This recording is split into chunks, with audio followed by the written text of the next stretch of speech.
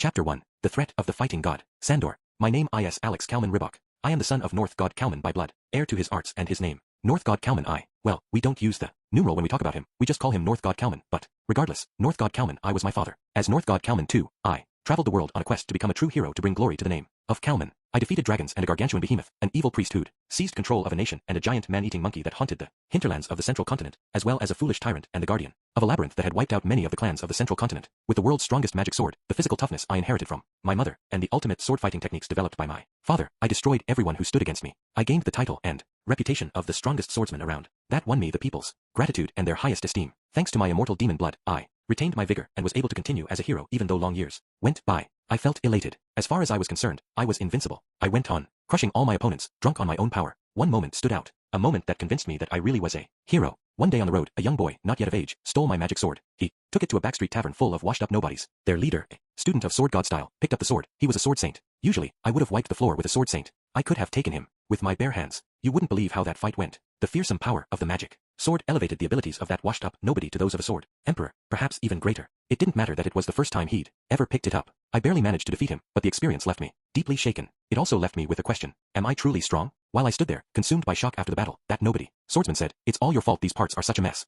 That jogged my memory. I was in that country, the one where I defeated the evil priest, who'd seized power, and the foolish despot. The priest had been evil, but it was religion that had kept this nation stable. The king had been a tyrant, but his iron rule had preserved national unity. Things were different now. Now, these lands were known as the conflict zone. Once one great nation, it was now divided into a multitude of smaller countries all fighting amongst themselves. As one fell, another was born in an endless cycle. All were bogged down in a war in which not even the victors were spared. Larger nations went on preying upon them. People went on dying. And it was my fault. I decided their ruler was evil and defeated him without ever bothering to consider what anyone else thought about it. My actions had robbed these people of their peace. Acknowledging this, I was left with another question. Am I really a hero? For some time, I carried these questions with me. I put down the magic sword, and I gave up being a hero. In other words, the answer I arrived at for both questions was no. Don't get the wrong idea. I love heroes. I love listening to all those glorious, heroic epics. I still find myself wishing I could be like them, even now. Alas, I didn't have a talent for heroism, but I still like to think maybe, with just a little luck, when the right moment came. I'm sure you understand. You know that. People aren't simple like that. When I gave up heroism, I stopped straining to force myself into the hero mold. After contemplating it, I traded out my sword for a staff and focused my efforts on training others. I chose the staff because I thought it was the best of all weapons. It's simple, and you can find a staff like mine anywhere, so it doesn't matter if it gets stolen, and it's only as good a weapon as you are a fighter. From a tactical perspective, there's also an advantage to a weapon that's a little longer than a sword. Honestly, though, anything would have done so long as it wasn't a magic sword. As for why I wanted to train other people, I think a lot of that might have come from, how to put it, a desire to atone for my sins. It seemed to me that I'd been horribly contemptuous of the people around me. That makes it sound like I thought of them as expendable, but it was more that I divided the world into the main character, me, and the supporting characters, everyone else. I deluded myself that I was the protagonist, which was why I found it so easy to call people evil and pass judgment on them without a thought for the consequences. It's mortifying to recall. Everyone is the protagonist in their own life. Everyone has their own desires, just like me. Because I admired heroes so much, my deed seemed righteous, but the truth wasn't so grandiose. I was no different from the rulers I'd struck down. My dream of becoming a hero was, in short, mere ambition. It was when I realized that I started to think maybe it would be better to be a supporting character in a true hero story rather than a hero in my own right. That was how it was with my father, North God Kalman. Yes, he fought alongside Dragon God Eurupin and Armored Dragon King Perugius as one of the 3 Godslayers, but if you think of it like a story, he wasn't the protagonist. He'd always be the protagonist in my eyes, of course. To me, he was a hero through and through. But my perspective wasn't the only one. Point being, that was why I tried putting myself in the same position as him. Though I must admit, I also thought being a mentor to a hero sounded pretty smooth. Taking on all those students turned out to be unexpectedly interesting. It gave me a glimpse into how much more there was to North God style. Things I'd never realized. Some warriors were born with physical disadvantages. Some had lost their arms, some were blind since birth, but they all devised their own workarounds, carving out their own ways to win. The North God style that I had learned was what my father taught my mother. Immortal demon's sword. Fighting relies on brute force, employing their immortality as much as possible. So that's what I thought North God style was all about. But really, North God style was created so that those without strength or who had lost something could still survive on the battlefield. It was taking on all those students that taught me that. Aside from that, things I'd only thought I'd understood came into real focus one after another. My perspective broadened, and I won the respect of many. That respect was a little mellower than what I'd experienced when I was being held up as a hero, but for some reason, it made me happier. At the same time, though I only came to use it by avoiding anything like a magic sword, I grew proud of my staff, my choice of weapon. I'd realized that I'd become steadfast in living my father's philosophy. The thought, I recall, brought tears to my eyes. After that, I became less interested in doing heroic deeds myself. All sorts of things happened after that, until I ended up in the service of Queen Ariel. In her, I saw that same quality I'd seen in Hero King Goddess. My assessment wasn't wrong. I entered Ariel's service. Then before I knew it, she had assembled a group of remarkable advisors and laid a rock-solid foundation for the governance of Azura. Despite this team she had assembled, Ariel didn't start any wars. Instead, she set about making policies to increase national prosperity. She invested a particularly large amount in magical technology and appointed young people to her ministries. When I asked her why she was doing so much, even to the point that she faced opposition, her answer surprised me. She told me she was doing what she could in her lifetime to oppose Laplace when he was resurrected some decades hence. Marvelous. What a great ruler. Truly, I could not have chosen a better master, or so I thought. Only then I poked around some more myself and noticed the shady character scurrying around in Ariel's shadow. That somebody was Rudius, Grey Rat. It didn't take me long to work out that he was a follower of the dragon god. Ariel was happy to tell me the whole story. She said that dragon god Orsted was supporting her. I'd heard of dragon god Orsted's unsavory reputation. One person said he'd stabbed an ally of theirs through the heart without warning. Another said he'd suddenly pushed them off a cliff. Another that he'd snatched the prize they were after out from under their nose. Yet another that he'd stolen a magic item they'd just gotten their hands on. I don't usually pay much heed to reports from onlookers, but every story I chanced upon repeated his misdeeds. I have had the privilege of being in the presence of the individual in question. On one occasion, just one look at him struck fear into my heart. The dragon god and the North god are sworn allies, and the bond of friendship between North god Kalman and dragon god Eurupin will never be broken. It was unthinkable that I should feel fear towards the man who bore the name of dragon god, even as I was grateful to him. On the contrary, I wanted to nurture a friendship with this generation's dragon god, yet I felt fear. I speculated that perhaps it was a curse that made everyone who saw him fear him. It wasn't until later that I learned I was right, but that is a story for another time. Because of that heavy curse, this was the first time I'd encountered anyone who served him. This Rudius Grey Rat. You want to know my first impression of him? Well, alright. I thought he looked weak. There was cleverness in him too, but it was more base cunning than intelligence. He seemed trivial. After what Queen Ariel and Ghislaine had told me, I'd expected someone impressive, but in person, he was fully mundane. Despite that, he didn't strike me as the type of weasel you'll often find toadying up to great warriors or people in power. The contrast between the man and the esteem he inspired intrigued me, and I wondered if he might actually turn out to be hero material. As such, when Queen Ariel sent me to be his backup, I eagerly accepted the task. Then I took part in a thrilling battle, one that featured the Abyssal King, the Ogre God, the Sword God, and my own son, North God Kalman III. It began with schemes smoldering, then exploding into open conflict. It was just like one of the battles from when I'd been trying to be a hero. Indeed, you'd be hard-pressed to find a fiery battle like that one in the modern day. It was on the level of the battles I'd fought in the past. Little did I know there was far more to it than even that. Enter the fighting god, the ultimate being who, long before the Laplace War, had ended the second great human-demon war. I'd never imagined that he'd turn out to be Uncle Badagati, but thinking about it, it wasn't out of character. That musclehead was always acting like there was more to him than met the eye. My mother used to say, Batty puts on a smart guy act, but he's really a moron. Isn't it the opposite? I thought, isn't he putting on a moron act? Don't people think you're an idiot because you get this sort of thing backward? But now that we'd come to this juncture, I sort of got where she was coming from. A moron pretending to be clever. Yes, that was fair. In any case, back to fighting god Badagati. If the legends were true, he was the ultimate being, wreaking havoc during the second great human-demon war and entrenching his position as number 3 of the 7 great powers. Facing him down, I thought, I really never did have what it took to be a hero. You see, no legendary being like him had ever made an appearance in my tale. There'd been challenging opponents, of course, and others whose strength had impressed me. I'd held them in esteem, but after I picked up the magic sword, I'd never found another opponent who outclassed me. It wasn't until I'd set down the sword, my name, and my title, not until I'd given up on being the protagonist of my own story and committed myself to someone else's fight as a side character, that a legendary opponent finally appeared. Maybe Rudius Grey Rat was hero material. He probably wouldn't like me saying it, but that's what it's like for heroes. They encounter the enemies they're meant to defeat, and I encountered ones destined to defeat me. Things never turn out how you'd like, I muttered. In my hands now wasn't a magic sword, but an unremarkable staff. You couldn't ask for a weapon more unfit for going toe-to-toe with the fighting god. It wouldn't even make a good scene for the heroic epic that would be written later. Fwahahaha. Such is the nature of life and death. That doesn't carry much weight, coming from you. Fie. Nothing in my life has turned out as I would have liked it. Is that right? Please, do tell me. I'm riveted. Back when I'd been trying to be a hero, I hadn't gone in for banter like this. I'd become a side character. Even when their goal is simply to buy time, a legendary warrior strives for it as best they can. Badagati was the wise demon king. Contrary to his appearance, he was very learned, and he liked to impart his knowledge to people. Saying I was interested should have been enough to get him talking. Alas, it wasn't to be. The monkey-faced demon at his side interrupted our conversation. We ain't got that sorta time. Come on, bud, stomp this guy already and head after the boss. I had the feeling I'd seen his face before, but I couldn't for the life of me remember where. I didn't sense any threat in the way he held himself. He didn't seem all that important. In his face, though, I saw extraordinary resolve. That wasn't so surprising, given he'd accompanied the fighting god into battle. Fwahahaha. Very well. But this fellow here, he's a former hero and he's got an ardent following across the world. You can't just treat him like riffraff. I know that, geez. Only I know another thing too, pal. The chances of North God Kalman 2 beating fighting god Badagati in this fight, they're pretty close to zilch. Oh ho, zilch, is it? Look, I know how this goes. The silver-tongued North God's gonna have you twisted round his little finger if you let him talk. Fwahahaha. Never in my wildest dreams would be taken in by the likes of Alex. Big talk from a guy what got taken in by the likes of me.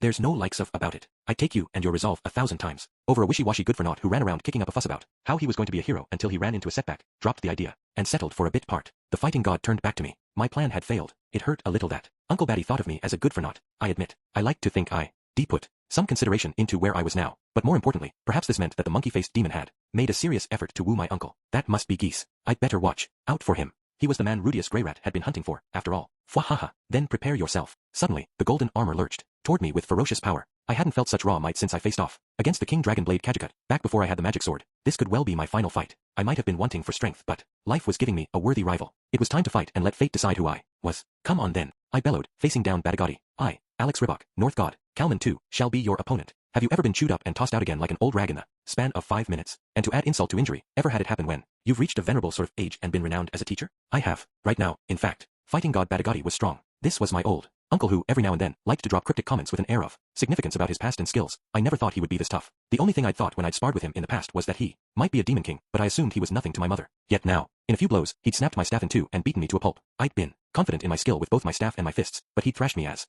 though the skills I'd honed over the past 100 years counted for nothing at all. This was the power of the fighting god. At first glance, you might think he'd simply augmented his strength and speed. Exchanging blows with him revealed the unbelievable degree to which the armor had improved his defenses. Batagati wouldn't be a force to challenge me with your average boosted armor. I could have taken him down empty-handed, whereas he'd never rival me under similar conditions. Thinking about it, that wasn't a surprise. Armor exists to protect you, as does defensive technique. Putting on a suit of armor that enhanced your abilities would enhance that too. Add an insurmountable gap in fundamental power and speed on top of that, and your opponent's in a real fix. It's like a mouse trying to kill a dragon. The dragon might die from some poison or disease carried by the mouse, but alas, the person inside that armor now was more resistant to such things than anyone alive. Immortal demons don't die. Poison affects them and they can fall ill, but neither will lead to death for an immortal demon. I had no means of doing harm to the fighting god's armor. I was up the creek, without a paddle. If I had a magic sword, if I'd had the King Dragon Blade Kajacut, there was so much power wrapped up in that sword that with it I could have done something. But as I see it, a true hero is one who uses their wits when they aren't strong enough. Not that I was the sharpest fellow. The blood of the infamous immortal Demon King Ataferto flowed through my veins, so there was no chance of that. I had moments of ingenuity, but when push came to shove, I went to brute force.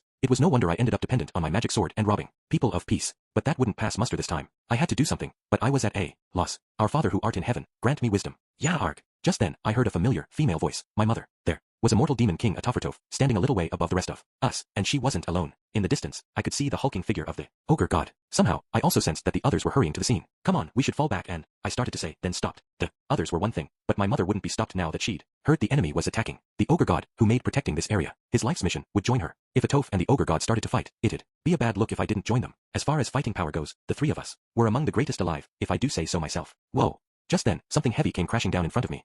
Woman, though, somehow, there was something a bit embarrassing about calling her a woman, even if it were accurate. Mwahahahaha.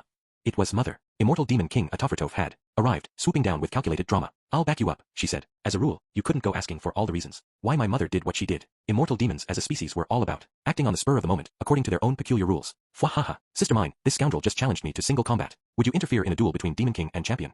One of those peculiar rules was, single combat is to be observed without interference. Is that true? She demanded. What? I never said that it was. Lying through your teeth is another of the skills fostered in North God style. He says he never said it. Fwahahaha. You really are a moron, sister mine.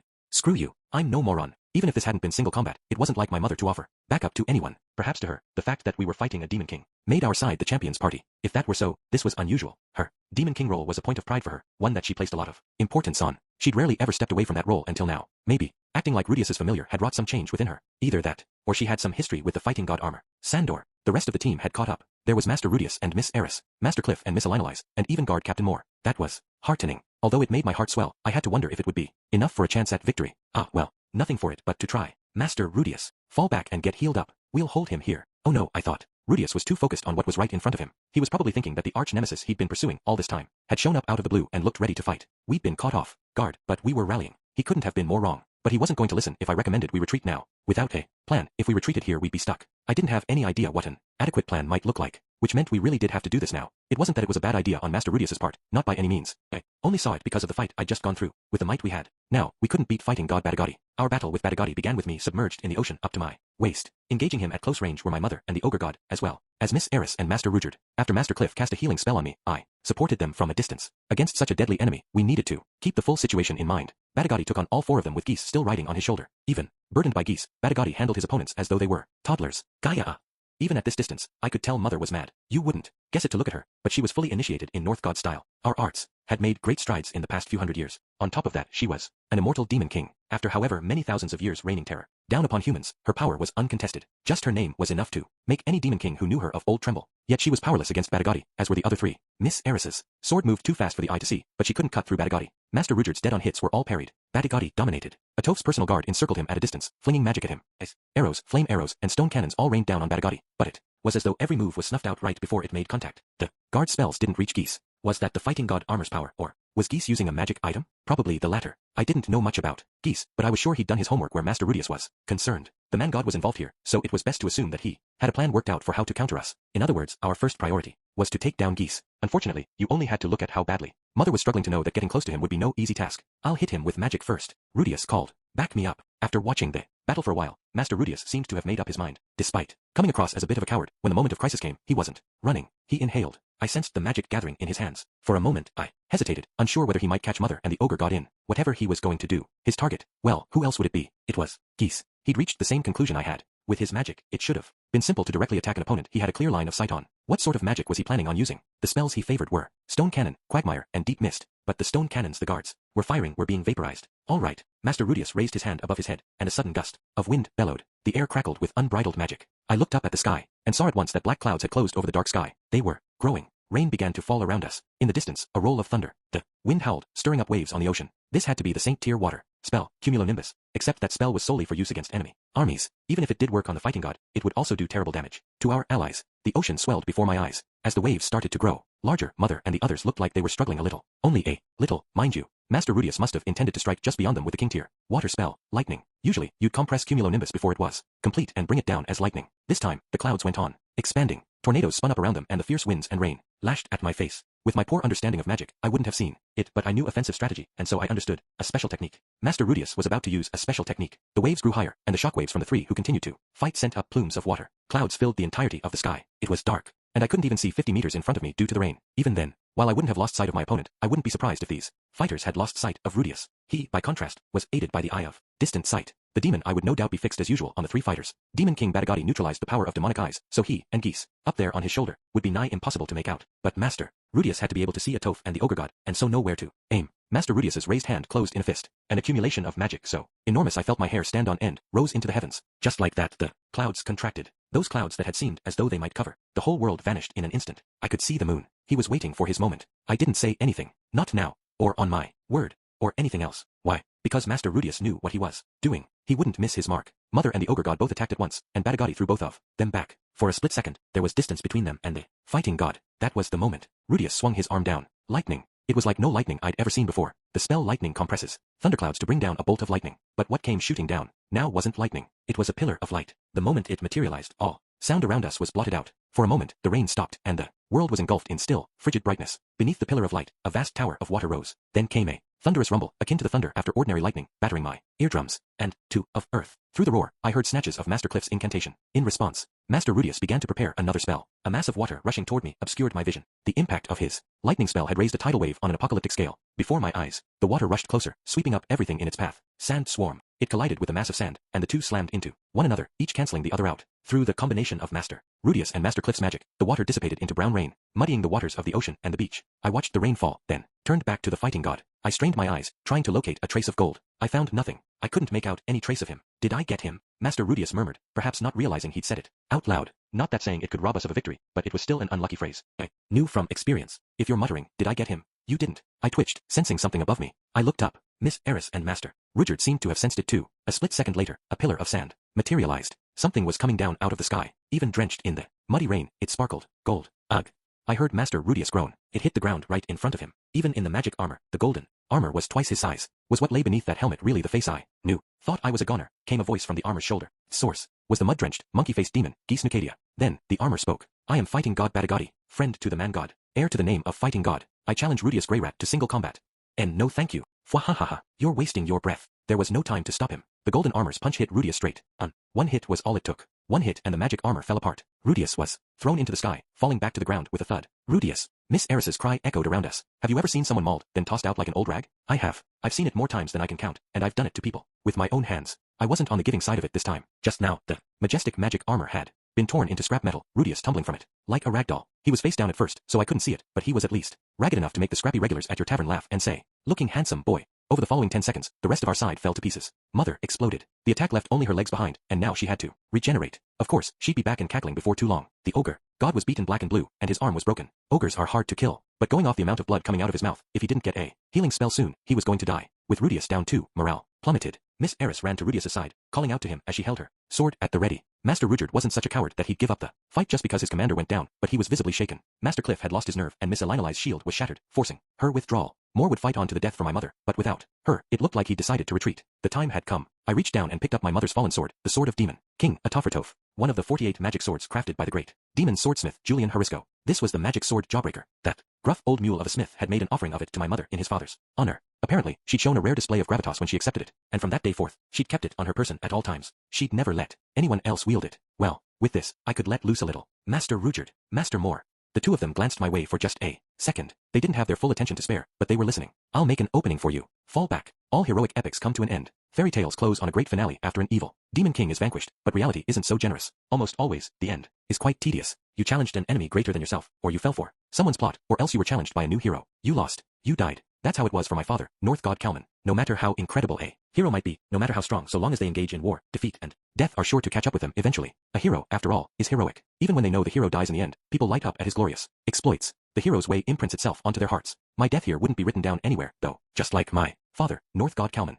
The death he went to was never written down. Well, I looked up to my father. Why not go the same way? I'd go up against an enemy I had no hope of defeating and go down in a blaze of glory. It wasn't the death I'd pictured for myself, but hell, whose death is? In my left hand, a sword. Been a while since I said this out loud. Hope I don't choke or stammer. In my right hand, a sword. I gripped the hilt with both hands. Power bubbled up from the pit of my stomach, flowing out to fill my body. I set my sights on the raging golden armor. With these, mine arms, countless lives shall I claim, and 100,000,000 deaths I deliver. The words I'd said countless times in my life when the crucial moment came. I told myself that once I'd spoken those words, defeat was out of the question. I hadn't spoken them once since I gave up being a hero. Even after all. This time, as I went to meet defeat, I was surprised at how they flowed off my tongue. I am North God Alex Ribok. Prepare yourself. This would be my final battle, so I'd make it count. Rudius. When I came to, I smelled something good. It was a little sweaty, but pleasant, and familiar. In the corner of my eye, I saw rippling red hair, just as I felt a warmth on my cheek. Something was pressed against it. Are you awake? Whatever was touching my cheek spoke. That was Eris's voice. Awareness rushed back. Eris was carrying me on her back. What's going on? Jerking upright, I looked about. A few others, looking like refugees, were walking with us. Cliff, Elinalize, and Rudyard. We lost, Eris said curtly. She sounded bitter. They'd gone in again against the fighting god, only to be beaten to a pulp. Eris had blacked out after one hit, and Elinali's shield was shattered. Atoph and the ogre god had put up a valiant fight, but the fighting god had thrown them off again and again. Because I was down for the count, Moore had ordered our retreat. Rudyard had retrieved Eris and me. With Atoph, her personal guard, they, ogre god, and Sandor covering our retreat, we'd gotten away. Right. I was reeling. We'd lost, just like that. I didn't think of myself as the toughest guy around or anything like that. The first time I took the version 1 out against Orsted, I'd lost then too. I knew I wasn't invincible. Still, my confidence had been bolstered by a run of recent victories. I'd beaten Atoph and Alec. I hadn't beaten Alec alone, but a win was a win. I'd still always tried to consider the possibility I might lose. This was my first one-punch knockout. This was the first time I'd been blown to smithereens and knocked out cold in a single hit. Had I underestimated Badigadi? Had I thought fighting god or not, the Demon King would still pull his punches? What's our next move? Eris asked. I thought about it. Next, what should we do? I wouldn't have said we were all out of options, but there was no way any smartass plan I came up with would beat the fighting god. I didn't have much faith in our firepower. A glance around told me Sandor, the ogre god, Atoph, and her personal guard weren't with us. They could be dead. That left me, Eris, Rudyard, Cliff, Elinalize, and the supered warriors, if they counted. I definitely didn't count as reliable firepower. Without the magic armor, I was more of a liability. All I could do was make a river or a mountain, or set the mountain on fire. You know, like in that folktale. The 3 lucky charms. After drinking up the river, leaping over the mountain, and putting out the fire with the river water, the fighting god would come, chasing after me, just like the witch in that story. We couldn't win with our current lineup. We have no choice but to flee, Rudyard said, looking me in the eye. Rudyard. He's one of the 7 great powers. The real thing. We can't win against him, even with all our strength combined. So we'd run away. We'd run back to the supered village, then, and then what? In the 3 lucky charms, the boy ran to a temple, where the priest used his wiles to beat the witch. We did have priest Orsted back in the supered village, and yet, the fighting god and geese wanted to kill me and use up Orsted's power. If Orsted fought the fighting god, he'd have to expend mana on an order of magnitude greater than he would have in a fight with the likes of the North god and the sword god. No question, if that happened, we'd lose the war, and those two would chase us to the ends of the world to achieve their goal. There was nowhere we could go and be safe.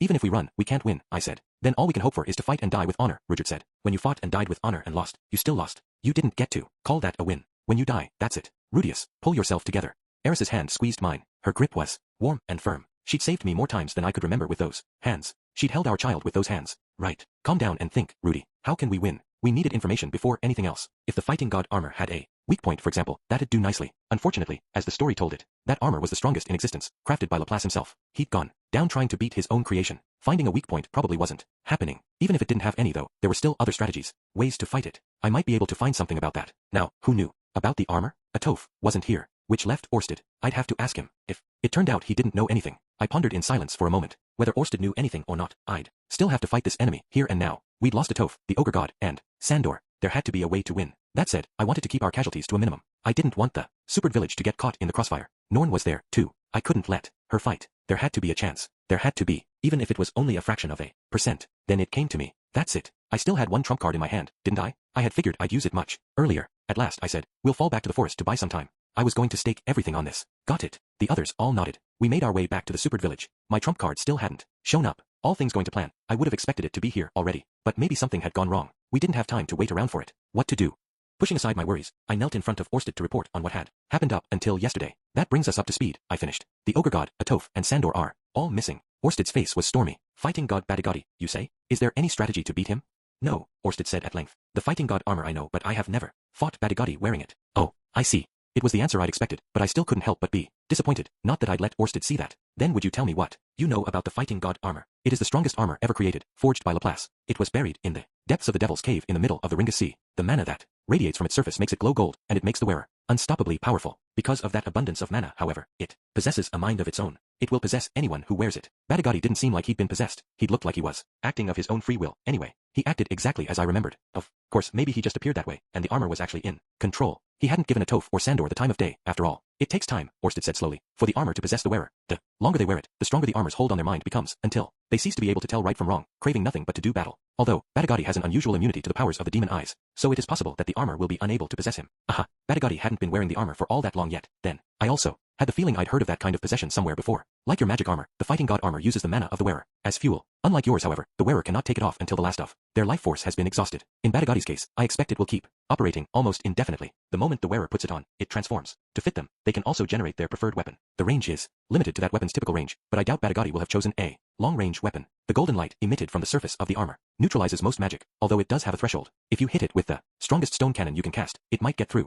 Orsted knew a lot, and he was being talkative for a change. Right, okay, so stone cannon would have been a more effective choice then. Lightning. I'd messed that up, though I didn't know that at the time. Who was wearing it last time you fought it? I asked. One of the sea merfolk. They ran out of mana and died quickly. Were there any others? I have donned it myself several times. I have also seen one human wear it, and one demon. Wow, I guess if he hadn't tried it, he wouldn't know all those details. Okay, so to get specific, how do I beat it? Orsted was silent for a moment, then said, I do not know. You don't. When you wear the fighting god armor, you feel neither weariness nor pain. You are always fighting at your full potential. However, you are only ever moving it under your own physical power, and it has no ability to heal the wearer if they are wounded. Thus, if you have a way to damage it, a battle of attrition may prove effective. However, that was impossible against Badigadi. The fighting god armor kept going until the wearer died, and Badigadi was immortal. We had a perpetual motion machine on our hands. How did Laplace defeat it? He hit it with an enormous output of magic that overshot its threshold, temporarily annihilating the wearer and separating them from the armor. It created a great rift in the continent that became the Ringus Sea.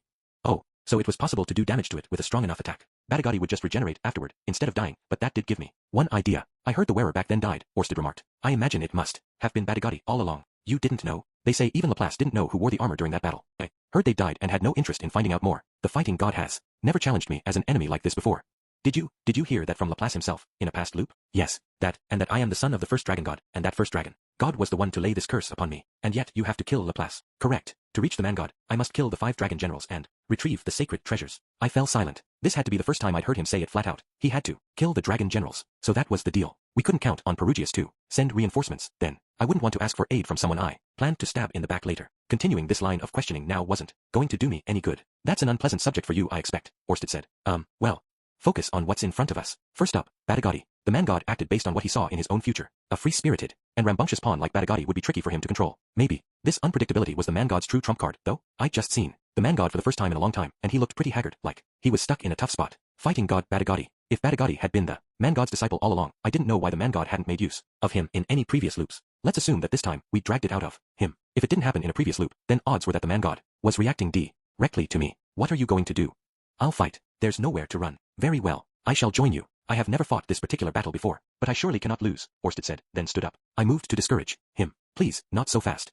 Orsted sat back down. I couldn't see his face behind the helmet, but I knew he looked indignant. Sir Orsted, if you use up your mana, we might as well have lost. We'll have wasted all the good progress we've made. We also lose if you die here. A waste of good progress, as you say. True. Should we seize the day today, or tomorrow? We'd fought our way this far. I at least wanted to stick it out until it really seemed like all was lost. Even if you do have to fight, I can at least soften the fighting god up for you. First, I suggested. You'll die. Then take care of my family for me. I didn't want to die. I wanted to live and go home. But this, I was sure, was where everything came to a head. The fighting god was geese and the man god's final play. The man god might have something else up his sleeve, but we'd taken down the abyssal king, the north god, and the ogre god. His final disciple was out in the open. All his down cards were flipped. It'd have to hurt if we took the fighting god out too. I had to stick it out, fight and win. Very well. but when you see you cannot win, you must not hesitate before retreating. Am I clear? Thank you. I bowed, then stood up. Also, any word from Roxy? Not yet. All right, if you hear anything, please let me know. Right away. Orsted nodded, then I left the house. Outside, the warriors were waiting for me. Eris, her eyes sharp and Aura, savage. Rudyard, with his air of serenity. Cliff, a little worked up, nervous and with fear in his eyes. Elinolise, watching Cliff with a protective look. Doga, who'd heard that Sandor had fallen and seemed ready to cry. Zenoba, who was dressed in the Superd's traditional garments after losing everything he had on him in the last battle. And finally, the Superd warriors, here to protect their village. This was our lineup, and to be honest, it didn't fill me with confidence. The gap left by Sandor, a Toph, and the Ogre God was massive. They were all on par with the 7 great powers, a class, even 2 classes, above our current members. Still, Doga and Zenoba were a good substitute for the Ogre God, and they were still here. Badigati favored close combat. Not a bad matchup, except for how they had lost to the Ogre God, too. We were well matched in power if you considered each of us individually and together, theoretically, but I wasn't sure how much that would matter. Not all our cards are losers, that's what it meant. No more, no less. Still, we might be able to hold the fighting god off for a day or two. The chances of my trump card making it back before our bodies gave out weren't good. Even if it did arrive, it was no guarantee of victory. I might just end up killing my allies for no reason. Let's go. Even so, this was it. I had a plan, but the odds were all against me. I had no proof I'd read things correctly. I might have just enough time to set a trap, but we wouldn't win against this opponent with parlor tricks. No one said anything else. They just followed me. We were going into battle with the fighting god. Chapter 2, the trump card. It took a full day for the fighting god to appear. We had a Toph and the others too. Thank for that, they'd held him back, but they hadn't come back. I doubted an immortal demon could die that easily, but a Toph must have taken enough damage to prevent her from pursuing the fighting god. All the same, thanks to their sacrifice, we were fully prepared. The fighting god came directly. He didn't try to hide or to rush. He just strolled on in, geese on his shoulder, as if to declare nothing could stop him. We commenced hostilities near the entrance to the forest. I stood on top of a towering wall, about 10 meters high and 2 kilometers long, that I built to protect the forest. From up there, I rained magic down on what lay below. Stone cannons, specifically. I wanted to at least knock geese down, so I fired off as many shots as I could. The eye of distant sight didn't work against Badigati. Orsted said even he didn't know why, but it was probably safe to assume Badigati was a blessed child with that power, or else that he'd done something in the past that had given him resistance to demon eyes. He was far away, but you couldn't miss the gold, and I'd been practicing stone cannon ever since I was born into this world. My hits were landing. For every 10 shots I fired, 1 hit. Only, even at this distance, I could tell they weren't doing much damage. When I got a direct hit, a hole opened in the gold armor, but it repaired itself straight away. I wasn't piercing it, and I wasn't slowing him down. The fighting god walked towards us without even bothering to defend himself. My firepower must have been weakened by the distance. I had no choice but to hit him at point-blank range if I wanted to really get to him. Oh, and I got 1 hit on geese. It was hard to tell from this far away, but at the moment of impact he'd fallen off Badigati's shoulder. Seemed conclusive. Although, right after that he got back up like nothing had happened, so I'd apparently done almost no damage. He did move to stand behind Badigati, rather than get back up on his shoulder, like I'd woken him up at least. A hit at closer range might have done enough damage to insta-kill him, but given I hadn't taken him out with the lightning, it seemed safe to assume that Geese had given himself some sort of magical resistance. In the end, I couldn't manage anything close to slowing them down. Once the fighting god got close enough, I used fire magic to burn the outer wall, then retreated into the forest. I wasn't about to get any closer than I had to. As I confirmed that the wall had been destroyed, I said to myself, all according to plan. We've got this. We'll be okay.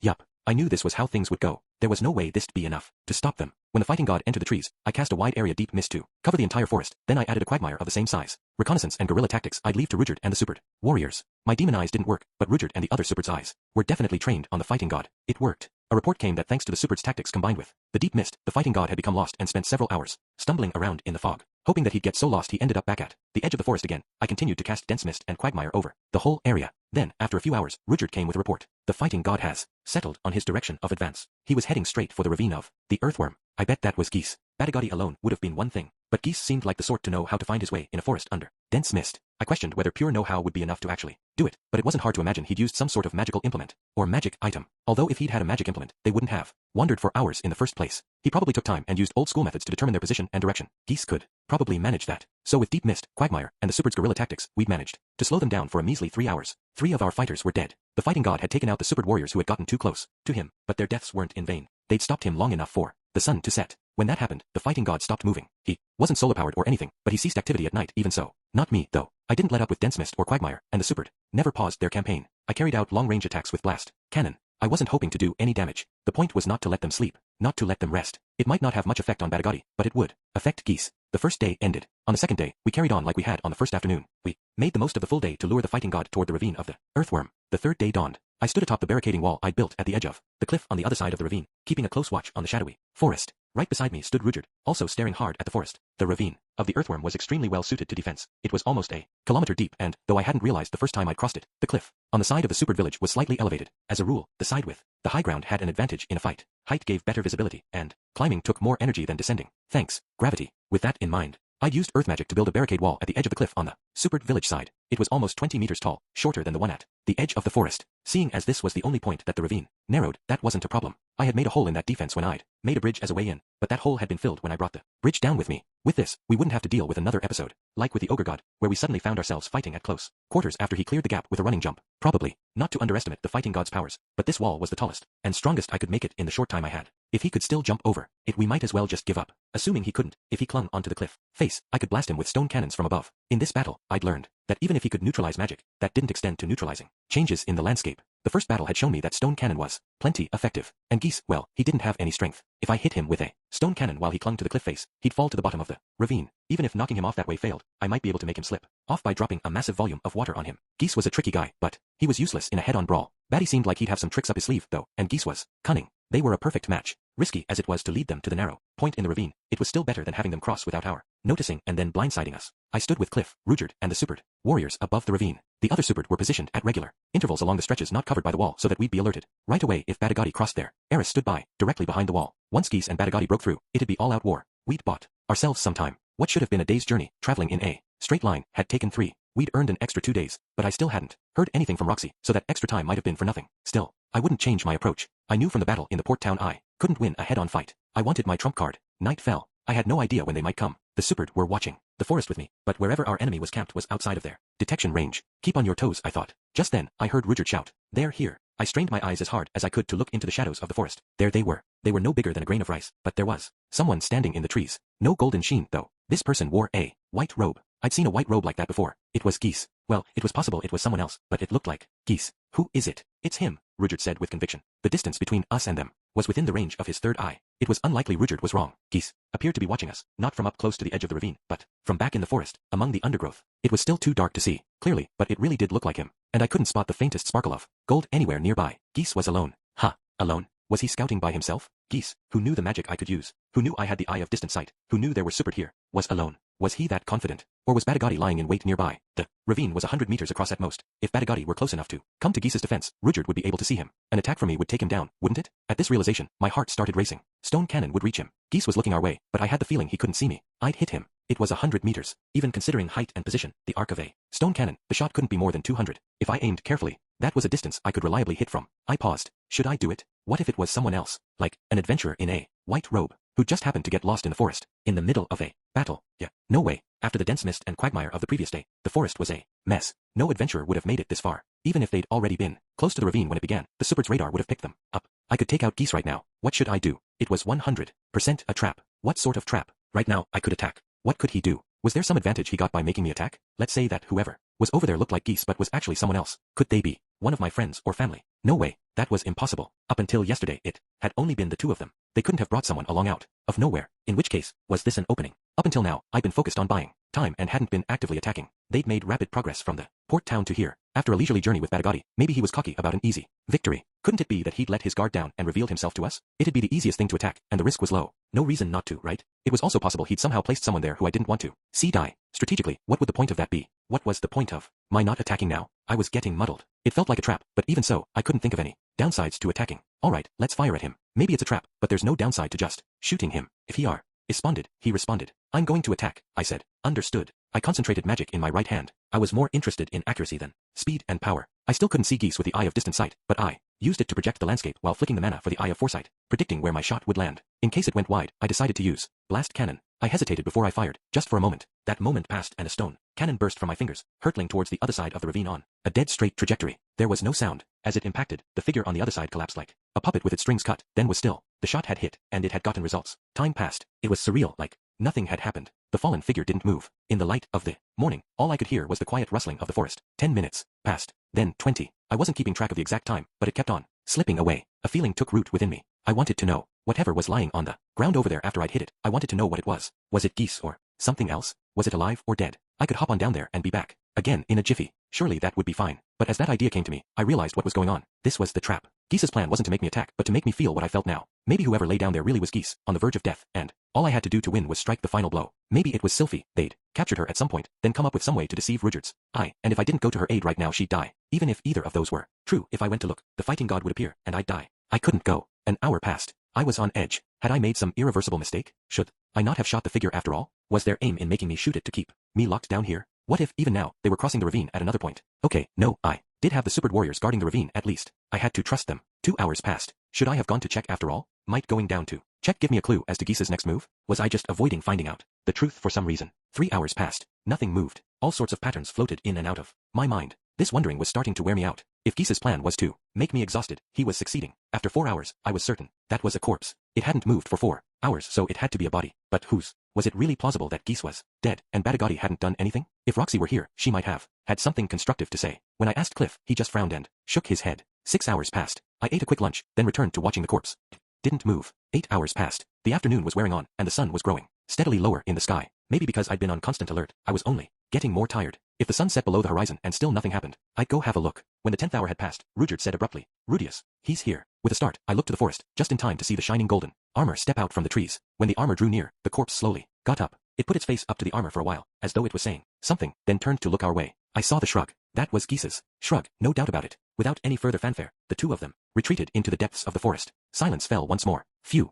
It had been a trap. The figure was Gis, but he had used himself as bait to try and lure me out. I'd been close to falling for it. Night was about to fall. I'd leave the supered warriors on guard and catch a bit of sleep. My mind was fried. They might come back as the sun set, but I'd settle for just a nap. I'm taking a break, I said. I curled up in a blanket. The third day ended. It was the third night. It seemed that after seeing our wall, Gis and Batagati were struggling to work out an effective attack strategy. Batagati couldn't simply jump over the wall, and if he couldn't do that, he couldn't protect Gis. I'd been right on that count. Then there were the missiles that came hurtling at us from the other side of the valley. First came a massive boulder that hit the wall at hair-raising speed, knocking out a chunk of the wall. More boulders and tree trunks followed, coming one after another at terrifying speeds. I woke to the cacophony and intercepted them all, so they didn't do any significant damage. Batagati and Gis must have decided that unless they did something about the wall, they couldn't get through. That would explain this attack. Based on what I'd seen of the fighting god's battle style, he could have smashed his way through if he were alone. It had to be Gis holding him back. If he left Gis behind and leaped over, he could get through. Only then, if a pursuit came from the rear, Gis would be dead meat. Not that there weren't any reinforcements coming from outside the forest. Well, except maybe a Toph. If she regenerated, then came after us. Maybe they were afraid of something like that. A single supered warrior on the forest side should be enough, to be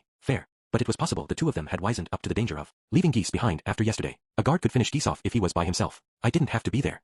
Didn't have to be me. It was getting to the point where the fighting god might well run out of patience and jump over alone. My trump card still hadn't come. On the fourth day, the sun came up, and the fighting god along with it. He was alone, as I'd predicted. He came over at a running jump, like the ogre god, then stuck fast to a point a little below the wall. As I'd expected, everything was as I'd planned. The moment I saw that Gis wasn't on the fighting god's back, I released a spell at the other side of the ravine, casting flashover over a wide area. The forest was swallowed by flames in an instant. I couldn't tell if it got to him. I didn't have time to scan the burning forest for a body. I kept the blaze of the burning trees in the corner of my eye, but I had an enemy in front of me, who required my full attention. Using his 6 arms to climb like a spider, the fighting god scaled the wall at a shocking pace. Cliff and I fired stone cannons and giant water bombs at him to try and knock him off, but it was like trying to hold back the tide. The fighting god flew up the wall at blistering speed. Cliff, it's no good. Fall back. Rudyard, get us out of here. Understood. Rudyard grabbed me and Cliff and jumped down from the wall. We didn't wait for the fighting god to get over the wall. The moment we hit the ground, I used magic to send the towering wall crashing down into the ravine. It did us no good. The wall began to crumble away with aching slowness, then exploded all at once as though by dynamite. Great hunks of rock flew through the air, and among them was a golden suit of armor. I used magic to clean up the boulders that came raining down on us, never taking my eyes off the fighting god.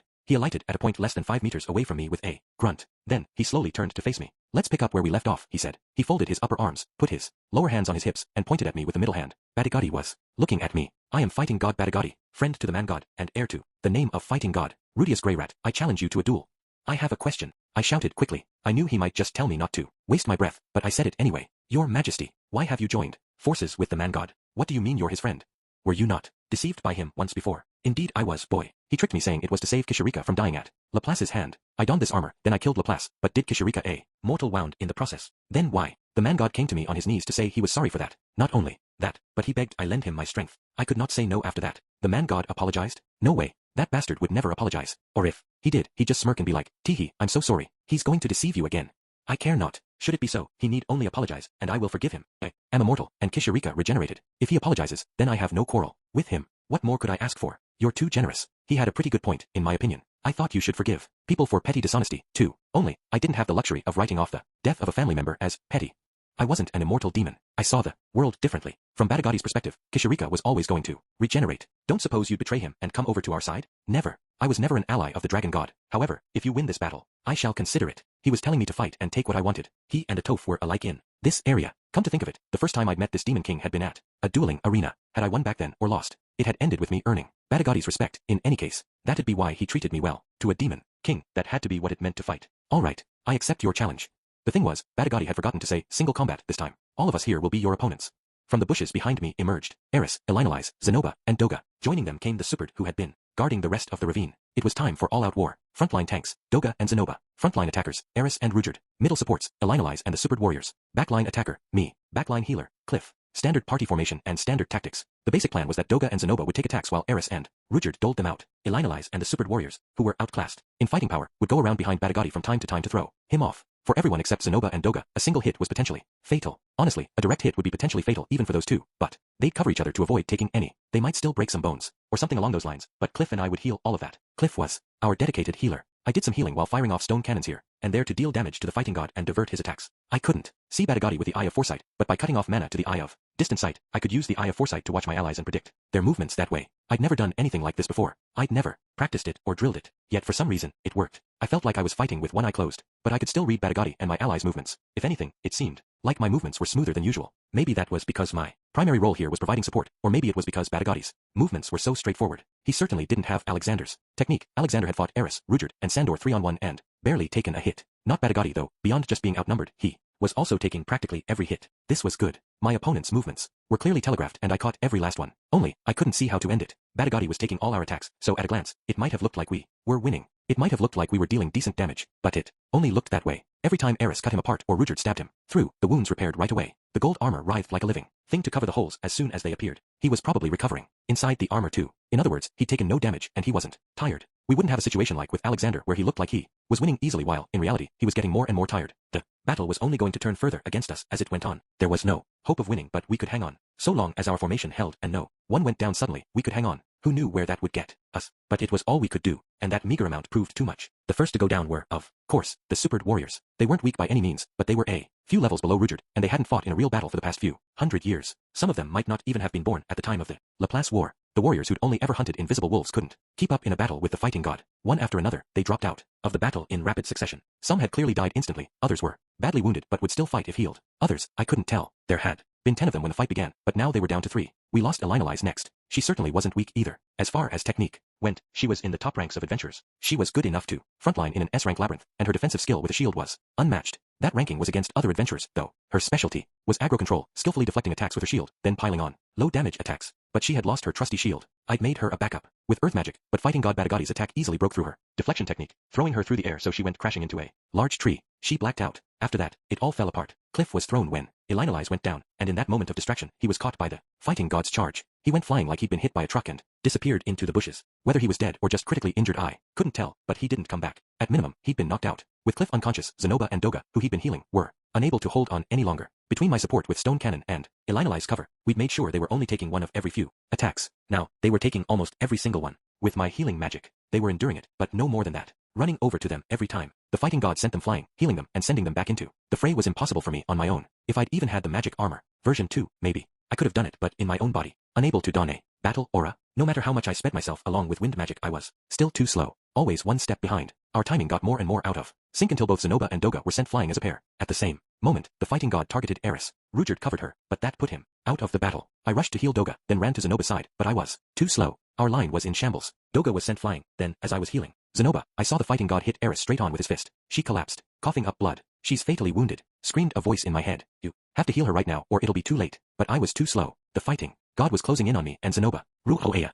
Zenoba howled. He blocked the fighting god's right upper punch, then his left. He took a punch from one of the lower arms in the gut, doubling over. Next, a punch from the middle arms got him in the temple, and he was thrown off to one side. Next, the fighting god rounded on me. By the time I'd thought, oh shit, it was too late. The punch caught me as I was trying to cast shockwave to push myself back. It was one of the middle arms. I immediately tried to block it with my arm, but it was a pointless gesture. The impact was so intense I thought my upper body would be torn apart, and I sailed into the air myself. I'm not sure if it was good luck or bad that I didn't lose consciousness. I could feel that all my bones from my shoulder down to my ribs were broken, and maybe my spine, too, because I couldn't feel my legs. I couldn't move. Possibly the shock had been so great that my brain had cut out all pain signals. I'd simply lost all sensation. Gasping, I immediately cast healing magic on myself, then stood up. The sight that greeted me was like a scene out of hell. Not a single person was left standing. After I'd gone down, the fighting god had done away with the remaining Superd warriors. It was sheer carnage. I'd made the wrong call on when to pull out, and now we couldn't even retreat. Thinking back, we should have fallen back the moment Elinalize went down. I should have seen that we couldn't hold out any longer and gone back to the Superd village. Then, I should have left the rest to Orsted, but it was too late for regrets. The fighting god stood to confront me, the last one standing. Any final words? Honestly, I'd like to beg for my life. You may try, though I would not hold out hope that your pleas will be heard. The man god desires your death. I want to find a moment to heal Eris, I thought groggily.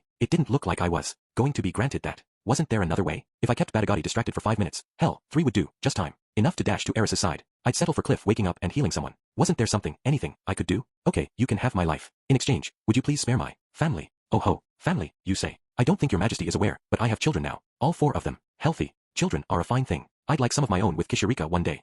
Badagati nodded. Very well, but know that if any of them rises against me, I shall show no mercy. Of course, after I was dead, the man god would go after my children, but now he wouldn't have Badagati helping him. Getting that promise from him would have to do for now, even if it might not mean anything in the end. This was my final job. Fwahahaha, ha ha ha ha ha ha. Badagati cackled, raising his fist. Farewell, then, boy. At this, I raised both of my hands. As my final act, I could at least hit him with the strongest stone cannon I could. Get down. I threw myself down on all 4s like a dog, something even lower to the ground than I was passed by in the corner of my vision. It shot between the fighting god's legs, then stopped behind him. It had gray skin, animal ears, and a cat-like tail, a black wolf. It had sliced through the fighting god's legs around the knees, and for a moment, his balance faltered, but only for a moment. The armor repaired itself straight away, and his fist came down undeterred. Just then, a long skirt fluttered above me. I was being straddled. Humph. As the fighting god swung his fist down, he disappeared from my view. I felt something large get blasted away into the sky somewhere behind me. A little later there was a rumble as something hit the ground. What had happened? All I could see was the inside of this long skirt, and, above me, a pair of pale blue panties. The owner of said panties seemed familiar, though I couldn't place them. But the other one, the wolf, I knew that wolf. I'd seen them before. As if I could forget. That way of moving, that sandy hair, that red-brown skin, plus the waving tail and animal ears. Ghislaine. I cried. That meant the one with black hair had to be Isolde. Water Emperor Isolde. Ghislaine and Isolde had been working together. Sylphie came darting onto the battlefield like a mouse. She went over to the fallen and simply laid her hands on them. It only took that much for their wounds to heal. Before I knew it, she'd healed Doga and Zenoba. She was using silent spellcasting. Until now, I hadn't really considered that it had this advantage. I hadn't had the chance. Now I saw it, it was clear as day. She was crazy fast. Faster than me and Cliff together. As I watched, Eris and Rudyard emerged from the bushes and returned to the battlefield, and before I knew it, our line of battle was back on its feet. Isolde took the main shield position with Doga and Zenoba relegated to subshields. Eris, Ghislaine, and Rudyard were our attackers. And now, we had Sylphie and her unvoiced healing magic as our healer. Our battle line was standing. We'd made it out of hell. Rudy, Sylphie called. I'll hold him down here, so you get to the village. Roxy's waiting for you there. Got it. With that, I set off running for the supered village at an all-out sprint. I ran harder than I ever had in my life. Sylphie had come. Even though I'd brought the bridge over the ravine down, she was here. That meant she must have come from the village, and that meant that the card I'd been keeping in reserve had arrived at last. Jumping over tree roots and plunging on through the trees, I finally made it back to the supered village. What I saw there filled me with joy. The moment I entered the village, there it was, in the distance. The thing I'd been holding out for sat on top of the teleportation circle I'd drawn up in preparation in the back of the village. I kept running as fast as I could. Big brother, Grand Master, oh, big bro. On the way, I passed Norn, Julie, and Aisha, but I ignored them. I just kept running until I reached it. A girl sat on the ground near the broken teleportation circle. She looked exhausted. Roxy, I cried. She looked up at me. Oh, Rudy. There were dark rings under her eyes, like she was out of mana or hadn't slept in days. I'm so sorry. I messed up the procedure. I dug it out, then after I'd gotten it up, I started working on the teleportation circle. If I'd drawn the teleportation circle first, then had you dig it up, I wouldn't have been so late. That's fine. It's all fine. You got here in time. Behind her was a giant set of armor, 3 meters tall and dark blue. Its right hand was equipped with a Gatling gun, and its left with a shotgun. Besides that, there was a magic sword with the power to ignore all defenses clenched in its fist. The armor was as thick and hefty as a sumo wrestler's body. It was lying face down. It didn't look that different from the version 1, but this was not the version 1. This armor, gotten ready just in case of an occasion such as this, was my honest-to-God trump card. It was a weapon for short, decisive battles. Increasing its mana consumption several times over gave it massively improved mobility and armor. In concept, it was the inverse of the version 3, and so we'd named it. This is the magic armor version 0, Roxy said. This was my ace up my sleeve. My trump card. If I couldn't win with this, scratch that. Useless way of thinking about it. The odds were against me. Regardless,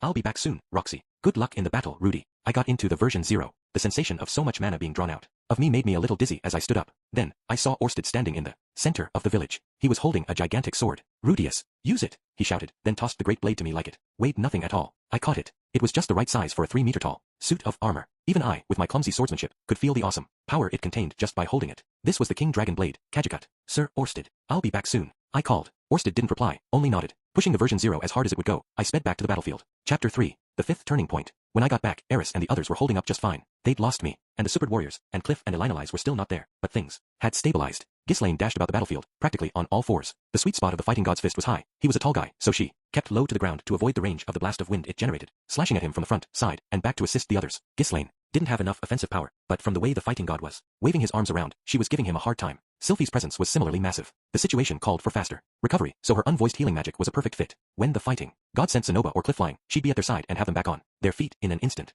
Sylphie had been off active duty for a long time now, so I thought she'd struggle to keep up with the physical demand, but she was single-handedly doing as much healing as Cliff and I had combined. I suppose I should give special mention to Isolde. She was out in front of the rest, deflecting all the fighting god's attacks against her and striking back with her own. She moved with grace and precision. Her technique made the fighting god's violent blows, any one of which could have been lethal, look like a child's tantrum. Obviously, she wasn't going to defeat him like that. No matter how many flowing strikes she hit back at the fighting god with, or how many times she sliced into his arms or his legs, she didn't do any damage. In a one-on-one battle, she might have given him a good fight, but she'd never have one.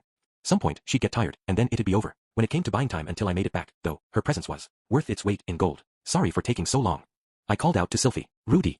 All of you, fall back. At her signal, they all put distance between themselves and the fighting god. Well, Badagati didn't try to follow them, didn't even spare them a glance. His eyes were on me. We were about the same size. The fighting god armor was about 2.5 meters tall. The magic armor was about 3 meters tall. Those few dozen centimeters meant I was only a little taller, and because I'd stopped to stand about 10 meters away from him, it wasn't enough to look down on him. That must be the magic armor that my dear sister bestowed upon the dragon god in recognition of his worth. I said hesitantly. You saw the version 1 back at the port town, right? Did I now? Yup, only then you smashed it to pieces in a single blow. I thought back on that single blow. I'd taken the full impact because I'd overestimated my defenses, but still, it was amazing that Eris and Rudyard were still alive after taking hits like that. It had to be the difference having a battle aura made to your defensive strength, though in that case I had to worry about Cliff. He hadn't taken a direct punch, but it wasn't like he could cloak himself in the protection of a battle aura in the event that he did. You said version 1. I take that to mean that this armor is different. That's for me to know and you to find out, I said, looking around me. The others were standing around watching me from afar. Though there was a solid distance between us, they could still get caught in the crossfire. Oh, right. Sylphie was going around the remaining wounded. I trust her with Cliff for now. Shall we get this show on the road? The battle commenced. My stone cannon stood in for a starting bell to kick off the fight. I backed away, shooting stone cannons, with Badagati hot on my heels. I was following the same pattern as my fight with Orsted, retreat and fire off stone cannons, indiscriminately. Honestly, I thought it'd be a struggle to pull off that much, but the lumbering bulk of the version 0 moved like a dream when I fed mana into the King Dragon Blade. This was what gravity manipulation felt like. I felt like I could do anything with the sword in my hand. Only, seeing as I hadn't trained with it, I'd settle right now for making myself lighter. Fwahahaha. I've had worse mosquito bites. The fighting god came after me, splintering trees and gouging holes in the earth. It was plain to see that my attacks weren't doing much. Even at this close range, the fighting god didn't bother to dodge or deflect the stone cannons. They plunged straight into him, then fell out of his back. He hadn't taken any damage, or at least that was how it looked. Orsted had said stone cannon might work, but it was doing nothing, turning tail and running away. Are you? Badagati called after me. I had some other things in mind. Once I'd led him where I wanted him, I aimed the shotgun at his feet, leaving a giant crater in the ground under his next step. Badagati stumbled. For a split second, he lost his balance. That's when I closed. Guh. I emptied the Gatling gun, then struck with the sword mounted on the back of my right hand. It sliced through the armor like a hot knife through butter, exposing black flesh. Shotgun trigger. I bellowed, then fired. The blast sent Badagati's arm flying clean off. Fwahahaha. Payback time. I'd taken 4 hits myself. The magic armor shook all over from each impact, and I slid around 10 meters back. But I was okay. I'd managed to withstand a direct hit. Oof. Straight away, I wheeled around and went to retrieve Badagati's arm. It pulsated inside the golden gauntlet. I tossed it away. Fwahahaha. Futile, all futile. Badagati's arm regrew, popping right out of his shoulder, like a certain race of green aliens. Humph. Oh, but it hadn't been futile. His new arm was bare. It wasn't covered by the armor. Oh ho, that's how we're doing this, are we? You've thought this through, boy. Now, on the ground where I'd teach Roan the arm, there was a magic circle ready to go. The arm and the armor lay there and didn't start regenerating. Maybe it was my imagination, but Badagati looked like he'd shrunk. I hadn't thought this through. I just guessed. The power of the fighting god armor made Badagati faster and stronger, but he wasn't that much faster than the master sword fighters I'd met. Orsted could outpace him, and maybe Alec, too. He was way faster than me usually, but I was wearing the magic armor. He wasn't so fast that I couldn't handle him. I was making good use of the experience I'd built up training with Orsted and Eris. It was his extremely strong defense and durability that were frustrating me. The fighting god armor was hard. It might have been tougher than the magic armor. It was at least tough enough that Eris and the others might scratch it if they attacked with all their strength, but they had no chance of cutting off his head or limbs. The armor restored itself instantly and went on fighting like nothing had happened. Under normal circumstances, the person inside the armor would go on taking damage, but Immortal Demon King Badagati couldn't die. The damage from Eris's sword and Rudyard's spear should have penetrated the armor, but they did nothing against Badagati. Whether they slashed, stabbed, or struck him, Badagati healed instantly. Before long, the attackers would grow tired, and then they'd be easy pickings for the destructive power of those 6 arms. How were we going to beat him? Atoph had given me a hint. The figure of Immortal Demon King Atoph, rising again to stand against her foes no matter how many times she was struck down, stood for all the demon kings of the demon continent as a symbol of fear. There were 2 ways to beat her. The first was to cut all her limbs off and seal them so that they didn't regenerate. This was the most conventional method. She'd been brought down twice this way in the past. It would take some heavy-duty barrier magic if you wanted to keep her sealed away for centuries, but simply fencing her in with advanced level magic barriers would prevent her from coming back. The second way was to make her admit defeat. Immortal Demon King Atoph had her own rules that she usually fought by, and when she saw she'd lost by those rules, she'd surrender. Unfortunately, I didn't see Badagati giving up so easily. I decided we'd go with the first method. I had Cliff set up barrier magic circles throughout the forest in advance. They'd activate when I threw one of Badagati's limbs into them. I'd been worried that they wouldn't work on the fighting god armor, but it hadn't been a problem. My plan was to use this defense-negating sword to cut through the armor, tear his arms off, then seal them away. When I'd taken care of all 6 arms, I'd make Batagati admit defeat. What I really wanted was to seal his whole body, but without Cliff, I couldn't use that magic circle. Gah! I bellowed, charging. I no longer cared about dealing damage. I didn't know how much longer the version 0 would keep running at full power. Maybe the King Dragon Blade had extended its uptime a little, but it still could power down at any moment. I had to keep this battle short and decisive. Come, then, champion. The fighting god spread his arms wide as I closed in on him, sending his fist swinging around to meet me. I thrust my sword out in response to the incoming fist, meaning to counter. The agility of those 6 arms was mind-boggling, but after the last battle, I sort of knew what to expect. Today, I was on form. I could dodge them. I cut into his lower left arm, jamming the barrel of the shotgun into the incision as I did so. I fired, and the arm was blasted off. Unfortunately, I couldn't help leaving myself open for a split second. As the arm tore away, another fist plowed into me, and I went shooting back. NGH. A crack split the front of the magic armor. In the end, it couldn't withstand the fists of the fighting god. Still, I could ignore the unarmored arms. For more to go. My armor only had to last until I'd taken them all off. I started. Something else had caught my eye. The barrier. In our last exchange of blows, the aftermath of the battle had scraped the magic circle off the ground. It had happened so easily I couldn't believe it hadn't occurred to me. Some magic circles remained, but I didn't know how many or where they were. Damn it. I choked out, then quickly hurled the arm as far as I could throw it. It sailed off down into the earthworm ravine. It had taken a Toph a while to recover after she'd been cut into pieces. By putting distance between Batagati and his severed limbs, he wouldn't be able to restore them right away. They'd come back eventually, but it had to be worth something to make that feat take longer. For some reason, the armor wasn't regenerating. Did it become non-operative when separated from the wearer, even if it wasn't sealed? Had long years of disuse even caused the fighting armor to lose some of its performance? Lousy excuse for regeneration, if so. Or was this all Batagati's ruse? Never mind. Now wasn't the time for pointless worrying. His failure to regenerate was an opportunity. The only thing to think about was cutting off the rest of those arms. Gur, Batagati grumbled, but no new arm sprouted from the stump. Instead, the arm he'd regenerated earlier retracted into the armor like a turtle, going into its shell. What's going on? In a second, 2 of the remaining 4 arms disappeared into the body of the armor, gauntlets and all. Then, the last 2 arms grew thicker. There was a straining metal noise as they swelled. Okay, the last 2 arms were bigger now. Too difficult to cut. No, I could manage it. This sword hit more effectively against tougher targets. The fighting god could strengthen his arms and reinforce his defenses all he liked, and it wouldn't matter. Making a split-second decision, I kicked off and charged at the fighting god. An alarm bell was ringing somewhere in my mind, but I ignored it. Whatever Batagati did now, I'd already laid my trump card on the table. My mana was getting closer to 0 with every passing moment. Unless I attacked, I couldn't win. Gah! I yelled. Shouting helped generate power. I quashed my fear and uncertainty, and let a little courage show on my face. It was the little bit of courage I needed to plunge in further. It enabled me to charge in, like Eris did, toward victory. I rammed into the fighting god. He absorbed the impact, but he stumbled. I swung my right fist. It bit into his left arm and out the other side. Then, I stabbed with my left, pushing the shotgun into the gash. Shotgun trigger! I shouted, and Batagati's fighting armor-encased arm went flying. Only, I was knocked back too. Batagati had punched me with his one remaining arm. The front surface of my armor was smashed to pieces, and the impact had penetrated through it. I felt like my body was going to be crushed flat. I fell backward. Herg, Arjich. Blood bubbled up from my throat. My heart was screaming. Not yet. But it was no good. He'd outplayed me. I hadn't seen it coming. He'd merged his arms together to make his attacks stronger. Lose an arm, win the war, so to speak. He'd driven his fist into the crack in the magic armor with unerring precision and shattered it. Why hadn't that occurred to me when I saw his arms get thicker? Was I a moron? No, you're fine. This is okay. You'd have done the same thing even if you'd seen it coming. I charged in thoughtlessly and I'd ended up cutting one arm off. I'd taken some heavy damage, but it wasn't over yet. There was still one arm left. Then, to my shock, I realized I wasn't moving. The magic armor felt heavy, and my wounds weren't healing. Right next to where my body sat in the magic armor, there was a part that was essentially its core. Breaking that would cause the armor to lose mobility. It wouldn't stop moving entirely, mind. It wasn't so simple a machine. Still, it would be massively limited. Fatal in a battle like this. Panicking, I sent out mana. Right, I had mana left. I could still move. I wasn't fully drained. I could fight. So why wasn't I moving? A good plan and such spirit. While I lay there, unable to move, Batagati approached. And you gave me a good fight. Farewell, Rudius. Not even Laplace dreamed of such an elaborate scheme. He raised his cannon-like fist above his head, then brought it swinging. Guh! Batagati grunted as something red rammed into him from the side. Whatever, it was slashed at his arm, severing it at the shoulder and sending it flying off through the air. Gur! There was only one red something in this forest. Eris. Could it be? Had she followed me? Had she been at my side this whole time, here with me? I didn't know. No other support arrived. Eris had come charging in alone.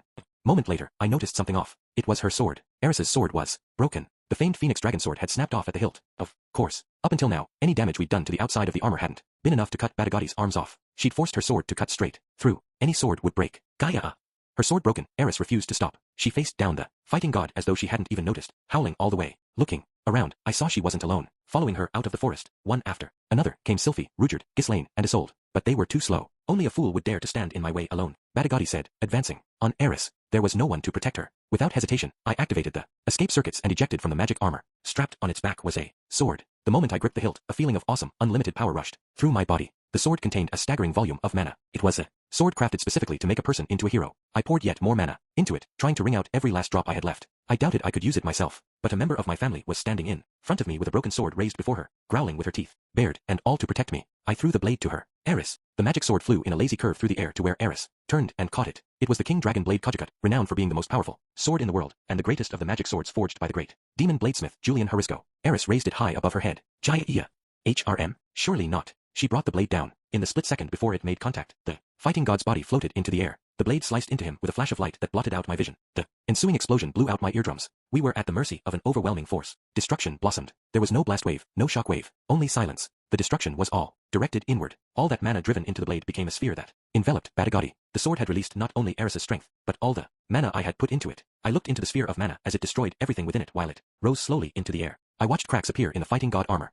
Fell to pieces. Badagadi was compressed within the mass of energy and then faded into dust without even a murmur. I think he struggled, but there was nothing he could do. The fighting god armor didn't function, and Badagadi was crushed even as he tried to regenerate. The sphere vanished. The broken remains of the armor fell into the earthworm ravine. There were some clangs and clatters as they fell away, bouncing off the cliff walls, and the King Dragon blade, still impaled in the metal, went with them. All that remained was the armor. All traces of Badagadi's black flesh had vanished. For a good while, I stared. I stared both at the now silent ravine, and after the fighting god armor that had since vanished from sight. Badagadi's arm lay nearby. It didn't move or even twitch. It definitely didn't look like it was about to start regenerating. Was he dead? Had we won, or was something else coming? Any moment now, was I going to hear a fwahaha as Badagadi returned? I stared down into the ravine, wondering. Nothing happened. I saw no sign of anything coming back up. All that was left was silence. I heard a thud from behind me and turned. Eris had fallen to her knees, her face pale. I rushed over to her. Was she injured? Had Badagadi got in a counter-strike? I reached out my hand, thinking I had to heal her right away, but then I sank to my knees as well. Oh.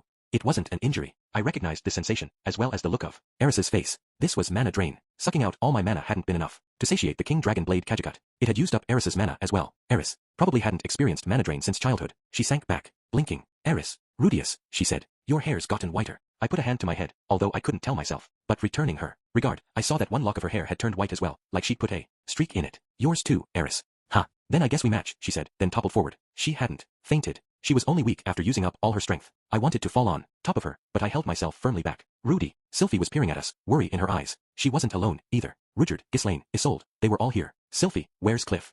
Well, someone else healed his wounds, then Zenoba and Doga carried him back to the village. All of us here came straight after you, but then I didn't want to get in the way, so I hesitated. But Eris ran in alone. Ha. Sylphie had laid a hand on Eris's prone body, and now she looked puzzled. She'd probably cast a healing spell on sheer reflex, but Eris wasn't wounded, so she didn't get up. I think it's mana drain. That sword consumes the mana of whoever wields it. Oh, alright, then.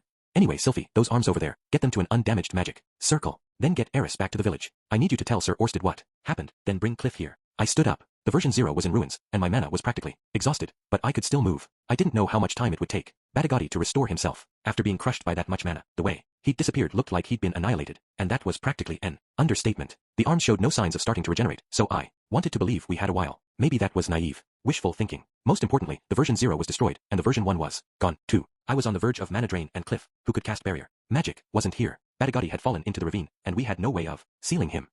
If we went down there in this state and found him waiting for us, our chances of victory were close to non-existent. There'd be nothing for it but to ask Orsted to take to the field. I wanted to get through this without him using any mana, but I might not have a choice. I wasn't strong enough. Still, I'd driven Badagadi into a tight spot. I'd done everything I could. Whether Badagadi was up and about down there in the ravine, I didn't know, but surely I'd brought him as low as it was possible for him to go. I felt disgust at my own weakness. Rudyard, Ghislaine, and you too, Isolde. Come with me, please. Rudy, where are you going? I thought I'd done everything I could, but there was still something else I had to finish. Even with my mana close to exhausted, I had to do it. I'm going after Geese. We found him straight away, next to no effort. I didn't even have to use what little mana I had left. It was that easy. The moment we crossed the ravine and entered the flame-blackened forest, there, in the shadow cast by the charred remains of a great tree, we found Geese lying on the ground. His whole body was charred dark by terrible burns. When I'd cast flash over, it had burnt the forest and him with it. When I first saw him, I thought he was dead. He was so. Still he looked like a black boulder. But luckily Rudyard had found him first, and he'd used his third eye to probe further. Geese wasn't dead. Geese, I said. Hey, boss. He wasn't dead, but it was clear he would be soon, and I wasn't about to heal him. I was here to do the opposite, although I didn't want to finish him off straight away, either. Heh. Water magic, earth magic, the magic armor. I thought up ways to counter all of them, only for this to be what gets me. Didn't know you had a knack for fire magic too, boss. Never once saw you use it. Geese had all sorts of items on him. He wore a blue vest with a brown band around his middle and something that looked like chainmail. It was hard to tell now, when they were practically burnt to a crisp, but they were presumably precautions against all kinds of magic. I guessed it hadn't been the fighting god armor's power that allowed him to survive electric back in the third city of Hyrule. And now you're here, boss, which I reckon must mean my final plan. Fizzled. Geese's scorched cheeks twisted. His final plan? I guess that depended on whether sending Badagadi out alone counted as a plan. If any of them, the Sword God or the North God, the Ogre God, the Abyssal King, if there'd been just one more, things might have been different. None of them listened to me, you know. Well, none of them were the best listeners, I replied. Geese seemed half delirious. Ha, you're one to talk. Eris, a toph. That Ghislaine I see over there? You're surrounded by folks who don't know how to listen, yourself. Yeah, well, I guess I was lucky. Nah, that ain't it. It's 'cause you did things the right way, told them what was going on, won their trust, and then worked hard to make honest allies of them all. And that's why, when push came to shove, they listened right and followed your orders right. He might have had a point. A toph and the Ogre God, who I'd only joined forces with because I'd had to at the time, hardly listened to me at all. Sandor and Doga were exceptions, but Ariel fit the pattern. If I hadn't been able to build trust with everyone, there would have been more who refused to listen to me. Turns out just twisting things to make a reason to fight, scrounging people together, stirring them up, then sneaking around nudging them behind their backs, just doesn't work.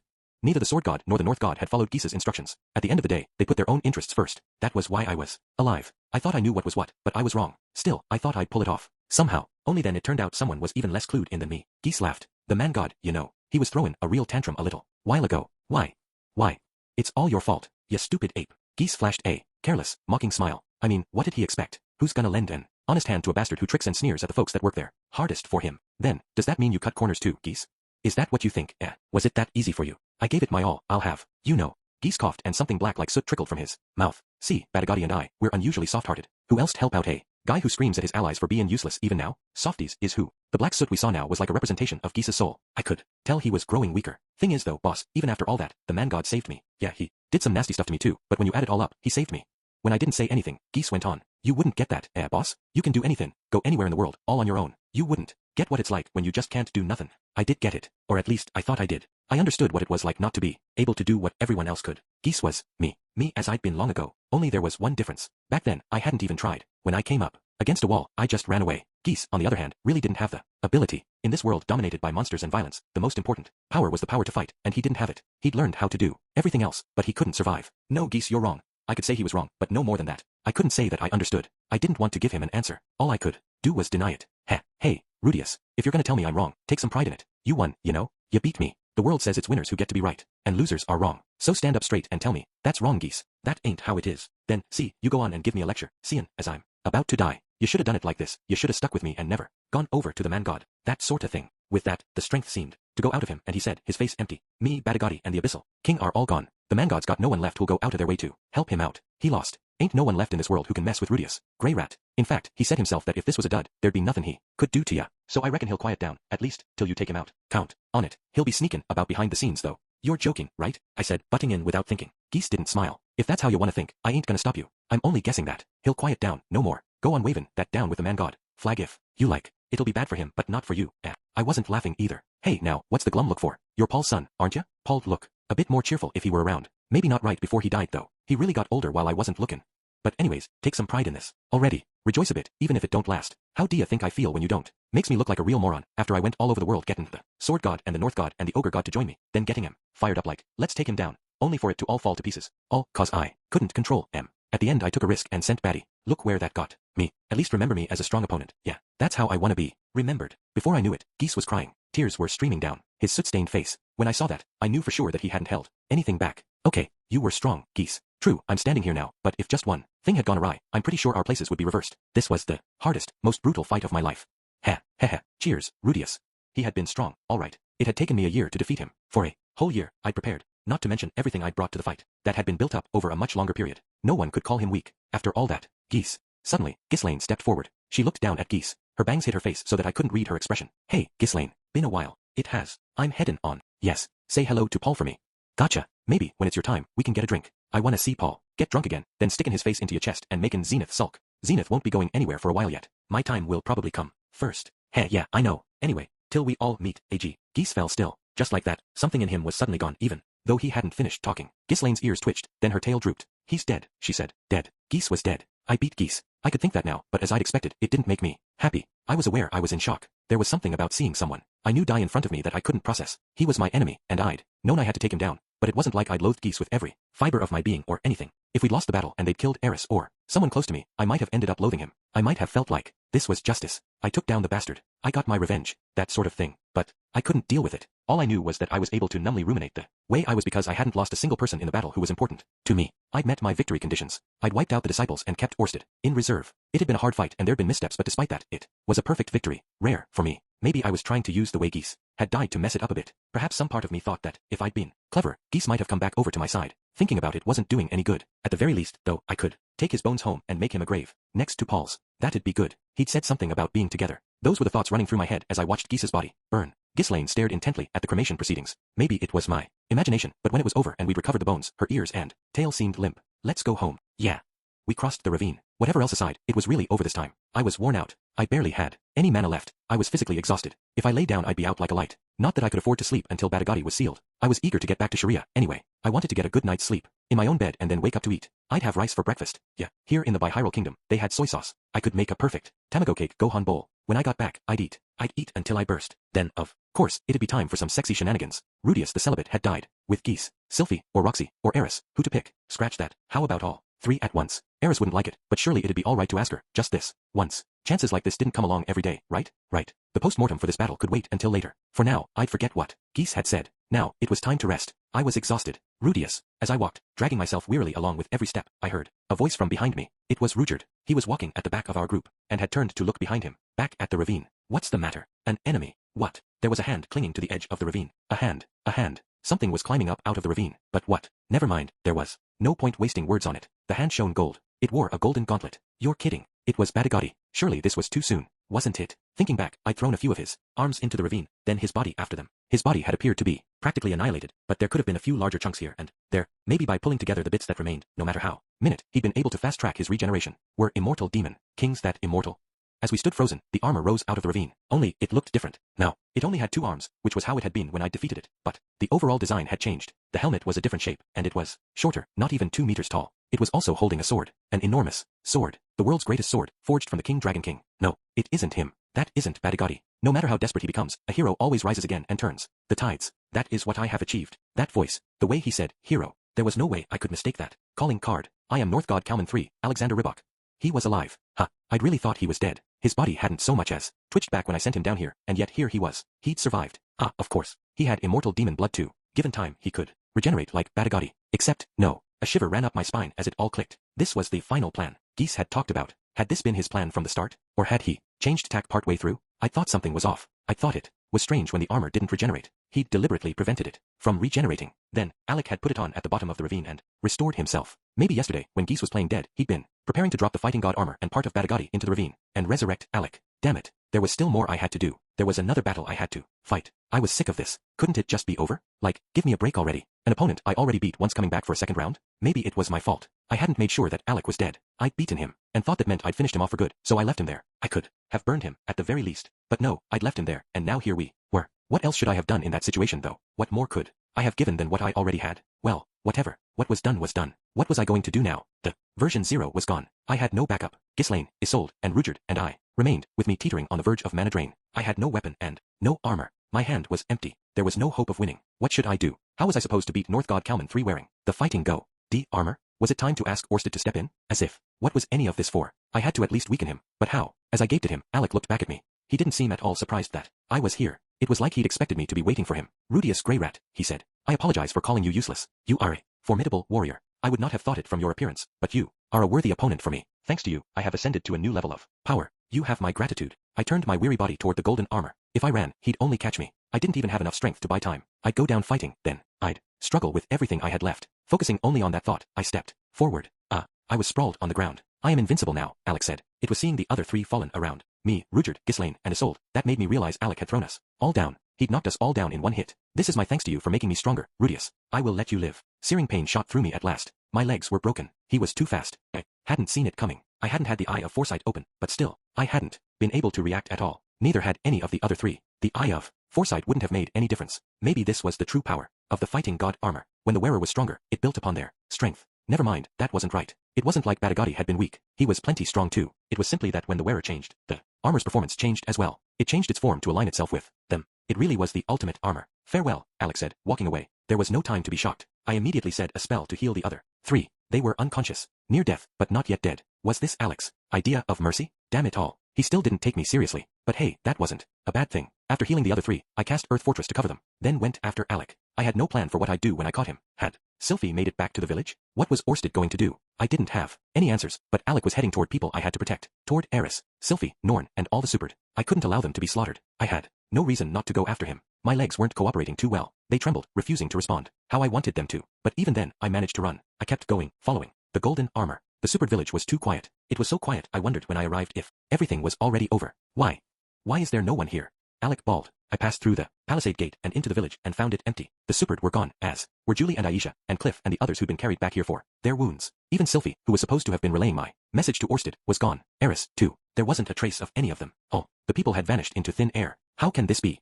Isn't this what Rudius was defending? It was. I was defending this place. This was bizarre. Everyone had been here, right before I left. It had been. How much time had passed? It was about 3 hours from here to the ravine. I'd used the version 0 to get there, and I'd been in a big hurry, so it had only taken an hour. Then we'd fought Batagati, searched for geese, and come back. So 5, maybe 6 hours? 5 or 6 hours ago, everyone had been here. Being in a hurry, I hadn't looked around much, but I was sure they'd all been here. Except, hold up, hadn't there been too many people? Hadn't there been some people who had no place being here? Curses. You had me completely fooled. Alec turned around. Rudius. Grey rat. Fury radiated from him in waves. You've got it wrong. I don't know any more than you. Why would I have come chasing after such a dangerous opponent if Orsted wasn't even here? That'd be moronic. I'd have run away into the forest, counting my blessings that he'd let me live. Orsted and the supered were never here, were they?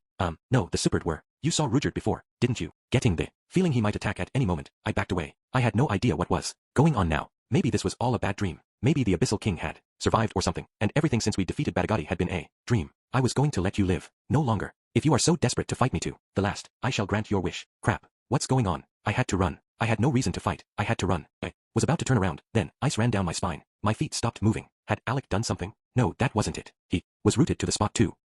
What's this? This cold? He sounded scared. He was looking around. Wildly. He had the fighting god armor. Why was he so scared? Why? Well, because it was a curse. A curse to inspire fear. A curse that, specifically, didn't work on me. Only, I could tell that the source of the curse was currently seething with murderous rage, and that rage was tied up in some major trauma. For me, that scared me. That murderous rage took shape as it emerged from the back of the village. Silver hair, and those awful eyes, the whites shining beneath the gold of his irises. He came walking toward us slowly with a terrifying look on his face. Rudius. Sir Orsted. Why? It was Orsted. He had his helmet in one hand and tossed it to me now. I hurried to catch it. When Sylphiette informed me what had happened, Cliff Grimer was already close to full mana drain. I saw that he would be unable to seal Batagati and the fighting god, so I went and begged another man's aid. Hence, my arrival was delayed. Forgive me. No, not that. I wasn't asking why you're late. I want to know why there's no one here. This, however, this, I did not anticipate, Orsted said, then looked at Alec. North God Kalman III, who stood there in the fighting god armor. I shall handle the rest. He stepped forward, and Alec took a frightened step back. I had no idea what was happening. I only called after Orsted. But Sir Orsted, your mana. Enough. There has been enough of that, Orsted said, shaking his head. I, too, have made up my mind.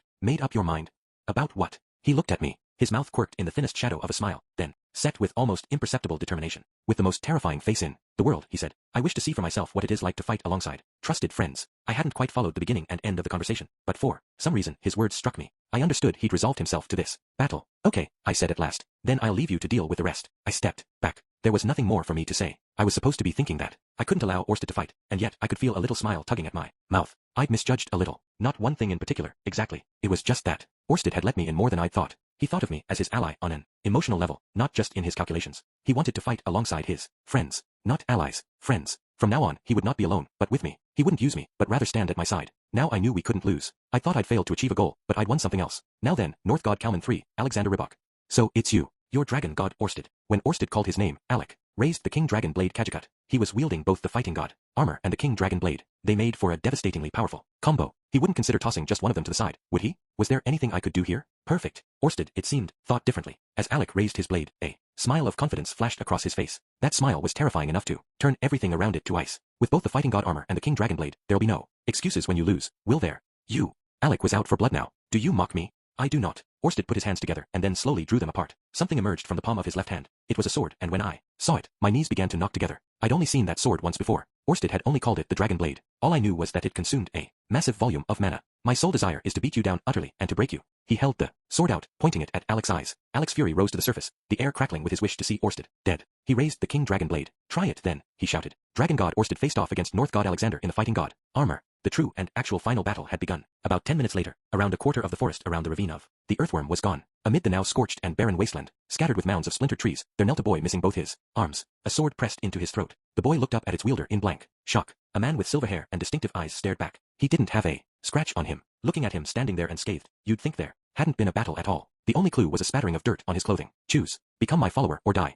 The dragon god against the North god in the fighting god armor. That matchup could have been a truly legendary battle. A pair of opponents of that caliber could have gone down in history for good. Sadly, the actual battle was nothing so grand. It was too devastatingly one-sided for that. Honestly, was tough for me to put it into words. I watched it, getting caught in the melee, and narrowly escaping death as I did so, but they moved so fast I could hardly see anything. Even with the eye of foresight, I couldn't tell what either of them were doing. The only thing I saw for sure was that Orsted always had the upper hand. I could tell that every time Alec tried to turn things around, Orsted smashed him into utter submission. He was completely outmatched. Even with the fighting god armor and the king dragon blade, he couldn't touch a hair on Orsted's head. The armor was smashed to pieces, which were now beginning to regenerate, but they had detached from Alec's body. The king dragon blade lay on the ground nearby, along with his arm. Alec had long since lost all will to fight. He looked up at Orsted, his face petrified with fear. Tears streamed from his defeated eyes, and his mouth hung half open. The boy who'd boasted of becoming a hero was gone. In his place was a whimpering puppy, its spirit entirely broken. After a long silence, at last he spoke. "I will become your follower," he said. And now, this time, the battle really was over. Chapter 4. The end of the battle. A month passed. I was standing near the edge of the forest in which lay the ravine of the earthworm.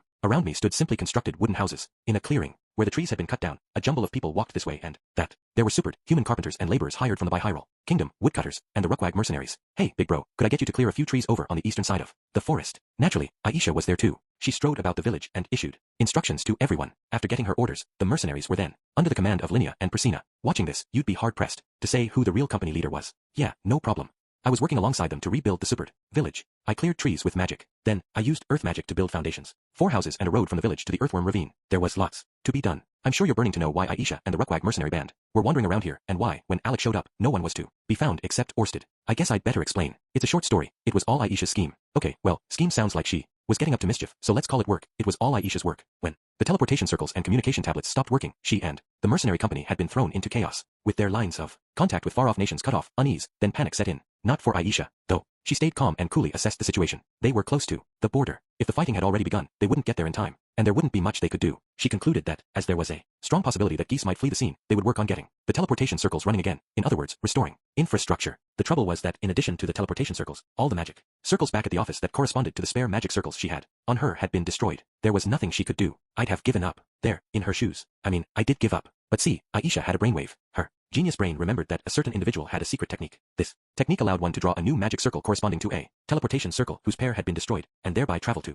where you wanted to go. The individual in question, come on, you know the answer. It was none other than Armored Dragon King Perugius Dola. To request his aid, Aisha had hunted down a monument to the 7 great powers that stood near the border. When she found it, she used Perugius's flute to travel to the floating fortress. Perugius, knowing that we wanted to help demons, was reluctant, but something about Aisha convinced him. "I'll link up one for you," he said. Aisha chose to link the magic circle near the border with the teleportation circle that led to the supered village. And so, here we were. I'm impressed you got Lord Perugius to agree. Yeah, he really didn't want to. But then I told him Orsted would owe him a favor for this battle, and he softened up. After that, while I was busy fighting, she traveled to the supered village. After hearing what was going on, she used the teleportation circle to evacuate the residents and others to the town near the border. It was a close one. Luckily enough, Aisha had ended up covering up for the teleportation circles after the fact, and it wasn't like it could have worked out any better. But now, with all the dust settled, Roxy kept on beating herself up about it. It was just how the cards had fallen. Roxy was still mortified about it. Around here. Yeah, just chop him all down. Better to make more space than less, right? Fair enough. I am on it. Call me when you're done, okay? I'll get the mercenaries to cart the wood away. Yes, sir. It had been a month since the battle. I'd stayed on alert, ready to fight, but the next battle never came.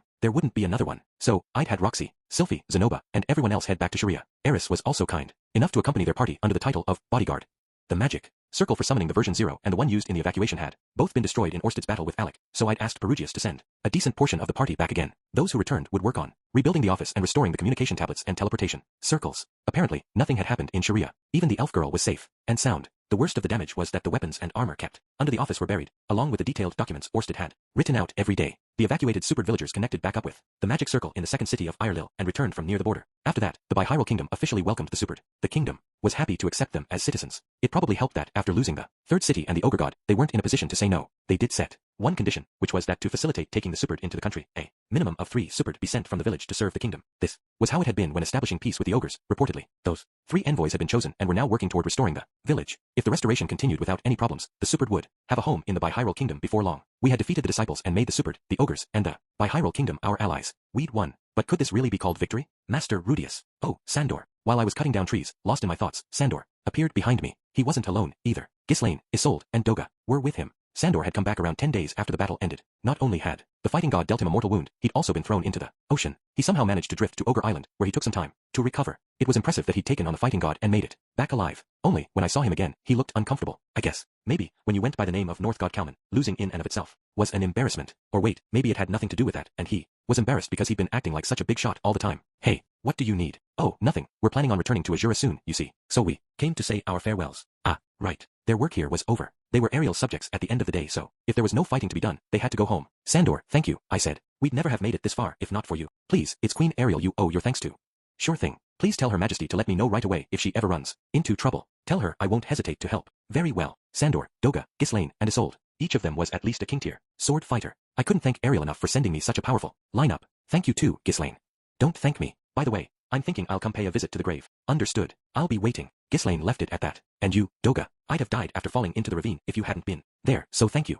Aha. If you ever have a personal favor I can do for you, please let me know. I want to pay you back for saving my life. Aha. All Doga said was, aha, but he seemed a little sad to be parting. And thank you, Isolde. If you hadn't stood between me and the fighting god, I'd be dead. Not at all. It was a highly educational battle. I should be thanking you. Isolde bowed gracefully, then grinned. From her face to the way she held herself, she was as beautiful as ever. It made me wonder what the men of Azura were thinking if this woman were still single. And please give my best to the medical team, I said. I will. If that is all, we will take our leave. Sandor bowed, then turned. As he did so, however, I remembered something I'd forgotten to say and called it out. After his back. About Lady Atoph, I'm sorry. Sandor had come back, but he was the only one. Atoph was still missing. She must have been swept away by the ocean. She wouldn't be found for centuries. And the same was true for more. You needn't worry about my mother, Sandor said at last. One of these days she'll pop up where you least expect it. It's the ogre god I really feel bad for. Yes, true. The ogre god had been confirmed dead. He had fought well against the fighting god, but he wasn't an immortal demon. In the end, his strength had failed and he had died. And after we'd managed to reconcile, it really was too bad. Still, it does no good to lament the dead. I agree. We have to look forward. I'd made the ogre god a promise. If he died, I would protect the surviving ogres. They weren't in any danger at the moment, but even if it was only a promise, I wanted to keep my word if a threat reared its ugly head. Farewell then, Sandor said. Yes, thank you for everything. Ah, one more thing. Watch out for Alec for me. At length I said. I will. Sandor left. No sooner had he gone than I saw Cliff walking up. Elinalise was with him. Rudius, Cliff, are they going home too? They are. Are you leaving as well, Cliff? Yeah, seeing as everything seems to have wrapped up, we never did get to the bottom of what caused the plague, but since a month has passed without any further outbreaks and they've changed where they live, I'm going home. For now. I was just as indebted to Cliff as the others. We couldn't have cured the plague without him, even if it was technically the work of the Abyssal King, rather than a true plague. Thank you, Cliff. I don't know what would have happened if you hadn't come. It's you we're talking about. I'm sure you'd have worked something out yourself. Call me if there's another outbreak. I will. Cliff, I've done nothing but rely on you. I don't even know how to. Thank you. I can only leave Lise and Clyde to go do my best work in Millis because your family are there to look after them in Sharia. It's mutual, Rudius. It was kind of him to say that. Anyway, I'll be seeing you. Oh, but first, I plan on stopping off at your house. On the way home. Anything you want me to pass on. Tell them I'll be home really soon. Got it, Cliff said. They left with that. Elinalise shot me a wink before she took off after Cliff. She'd helped out plenty too, but I hadn't been able to say anything to her. But then, she was a neighbor. I could show my thanks through actions. I really had received a lot of help this time. Take Cliff. Without him, the Superd might have been wiped out by the plague. Without Sandor and Doga, I wouldn't be standing here. Atoph's timing had been utterly godly. First the Atoph hand, then that perfectly timed attack on Ogre Island. You could say I owed my life to her as well. Leaving her missing felt so ungrateful that, once things had settled down, I wanted to go out to sea and search for her. The fight ended, and everyone went home. It was an empty feeling like when a big event wraps up and everyone drifts away from it. All right. I'd finished clearing the trees during my musing. Before me spread a pristine stretch of land. After pulling the trees out by their roots, I piled them up neatly using earth magic. A job well done, if I do say so myself. Cool, so now Aisha will. Oh. I turned around just as Rudyard and Norn came, walking up. There you are, big brother. Norn. Perfect timing. Could I get you to go and tell Aisha that I'm done clearing the trees? Yes, of course, Norn replied. She turned at once and ran back toward the village. Rudyard drew closer. Rudius. Rudyard. Sorry to put you through all this. Hey now, I shot back. We promised not to talk like that, mister. I made no such promise. No, I guess you didn't. Rudyard was working on the village's recovery. After that, he'd probably frequent our office, or else take a role negotiating with the Bi-Hyrule Kingdom. Norn followed him around everywhere. It looked like she planned on staying and helping him out, at least until the village was rebuilt. Please come and visit Sharia again once the village is finished. I will. I want to meet your children. They're super cute. All parents say that about their children, Rudyard said, smiling. Then he looked at me. We were practically the same height. You really got stronger, he said. I never thought you'd go as far as becoming one of the 7 great powers. You could become one right now if you wanted. One punch from you, Rudyard, and I'm down. One punch. Don't joke. Still, it's a fact that I didn't get here through my own strength alone. Perhaps that is your strength. Maybe so. After watching me for a little while, Rudyard smiled. He took the pendant that hung around his neck and held it out to me. It was Roxy's pendant. It's time for me to return this. But it should be yours after all. I'd given this pendant to Rudyard when we parted. For the first time, Roxy's pendant, the one that seemed to have at some point become my mark. This very pendant had first inspired me to go out into this world. Thank you, I said, and accepted it. When I gave it to him back then, it had been for a silly reason. When we parted, I hadn't needed him to give it back. I just wanted him to take it with him. Maybe I wanted a connection with him. Now, he had given it back. Because we were already like brothers. We wouldn't be parting again for a long while. Rudyard, you'll have my back, right? I will, though it might be beyond me. We can each be what the other lacks. Rudyard chuckled. That we can. I smiled, and Rudyard smiled back. Norn brought the mercenaries along with her, and Rudyard went back to the village. I left the construction sites and walked to the magic circles. I thought it was about time to head back to Sharia for a bit. Then, with a start, I noticed another person coming the other way. It was Orsted wearing his black helmet as usual, and he wasn't alone. A black-haired boy trailed after him like a retainer. It reminded me of a Toph and Moore, or Perugius and Silverol, like he'd been in this role for 100 years. As much as I wanted to point out that I'd been here first, if it came to blows I'd lose, I kept my mouth shut. Still, whenever I saw him, my teeth were on edge. Is something the matter? No, I muttered. If I have done anything to offend you, please let me know. I'll be sure not to repeat it. My wariness notwithstanding, Alec had grown submissive since that day. He was so earnest it made me wonder if it wasn't a cover for something else. Orsted demanded absolute obedience from me as well though, so I knew it was genuine. I understand why you are wary, but after the battle the other day, I know my place. I understand now how inexperienced and insignificant I am. I hope to devote myself to study under Sir Orsted and you, Sir Rudius, during which time I will seek to understand what it means to be a hero and what it means to be North God. I have had my sword hand sealed, as you can see here, as both proof of my intentions and as a warning to myself. Alec raised his right arm to show me. It was severed cleanly at the wrist with a pattern carved into the stump. Orsted had cast that seal. Because of his immortal demon blood, Alec regenerated even when cut to pieces. He couldn't do it as speedily as Badagati or a Toph, but it would inevitably happen after enough time. That was why, after cutting his right hand off, he'd asked Orsted to put a seal on it to stop it from growing back. It was proof of his loyalty. I supplied the mana to the sealing magic circle, by the way. I'm hardly a threat with only my left hand, am I? Alec continued. I think you could kill me with both arms missing, actually, with a headbutt or something. You needn't worry. But then, such modesty is to be praised, I suppose. I look forward to your continued advice and guidance. All right, I really do think that, you know. Orsted apparently trusted Alec, for he didn't say anything about letting him stay close. I meanwhile had the feeling Alec was going to knife me in the back. One day, put plainly, he scared me, even knowing that he wasn't the sharpest tool in the box. Scary's still scary. So, if you ever find yourself thinking, gee, I really want to be in the 7 great powers again, let me know. I'll give it back any time. Oh, about that, once I believe I've gained sufficient experience, I will ask you again. You will ask me, right? Sneak attacks from behind are against the rules. It may be that I challenge the sword god and not you, Master Rudius. Though rest assured that if I do challenge you, I shall do it with honor. And no sharp edges, okay? I don't want to fight to the death. Understood. At present, the 7 great powers stood as follows. Number 1, Technique God Laplace. Number 2, Dragon God Orsted. Number 3, Fighting God Badagati. Number 4, Demon God Laplace. Number 5, Death God Randolph. Number 6, Sword God Gino Britz. Number 7, Quagmire Rudius Grey Rat. I was the only one who looked ridiculously out of place, and I didn't like it. Also really got me down thinking that I'd have to put up with idiots coming and attacking me to try and win a spot in the lineup. My mark was the mark of the Migards, which I'd rarely shown off up until now. Even after Rudyard had returned Roxy's pendant to me, I didn't plan to start waving it around for anyone to see. No one should know who the great power actually was. My name wasn't especially well known either, so that should keep the challengers at bay. Yeah, I'd stick with number 7, Identity Unknown, for a while. In case you're interested, the fighting god's rank didn't change in the last battle. Orsted said that it wouldn't change unless the fighting god armor was totally annihilated. I turned my gaze away from the fired up and antsy Alec toward Orsted. Sir Orsted, how are you feeling these days? I asked. He had been listening in silence to our conversation. Not bad. Using a little mana doesn't worsen things especially, anyway. Orsted had used mana in the last fight, and a lot of it. He said it had taken about half of his total. The fight had looked like an easy victory from where I was standing, and given he'd finished with full HP and only used half his MP, you couldn't say it hadn't been. Things looked different when he couldn't wreck over any of that MP though. He had used the mana he'd been saving for Laplace and the man god. We'd won, but the man god had satisfied one of his own victory conditions. Would it still count as a victory for us? Our allies are more numerous and our enemies fewer. I will have still less reason for using magic from here on out. Orsted didn't seem bothered by it. Maybe he was trying to be optimistic. I sure hope so, I said. Even if it does not turn out so, this time was different to all that came before. Thus, we need only continue along a different path to before. I am already resolved to that. Orsted was counting on me. Even if he used up the mana he was keeping for Laplace and the man god, it didn't matter to him because I was fighting alongside him. It seemed that to him, this had been a perfect victory. If he thought it was a win, it was. To be sure, there had been hardly any deaths. The ogre god, several supered, and several of a Toph's personal guard. That was the extent of the casualties. Orsted's mana was the only area where I felt like we'd been defeated. Oh, yes. What did you need me for? I will be returning to Sharia. Understood. I was thinking about going back myself. Oh, but I didn't think the office had been rebuilt yet.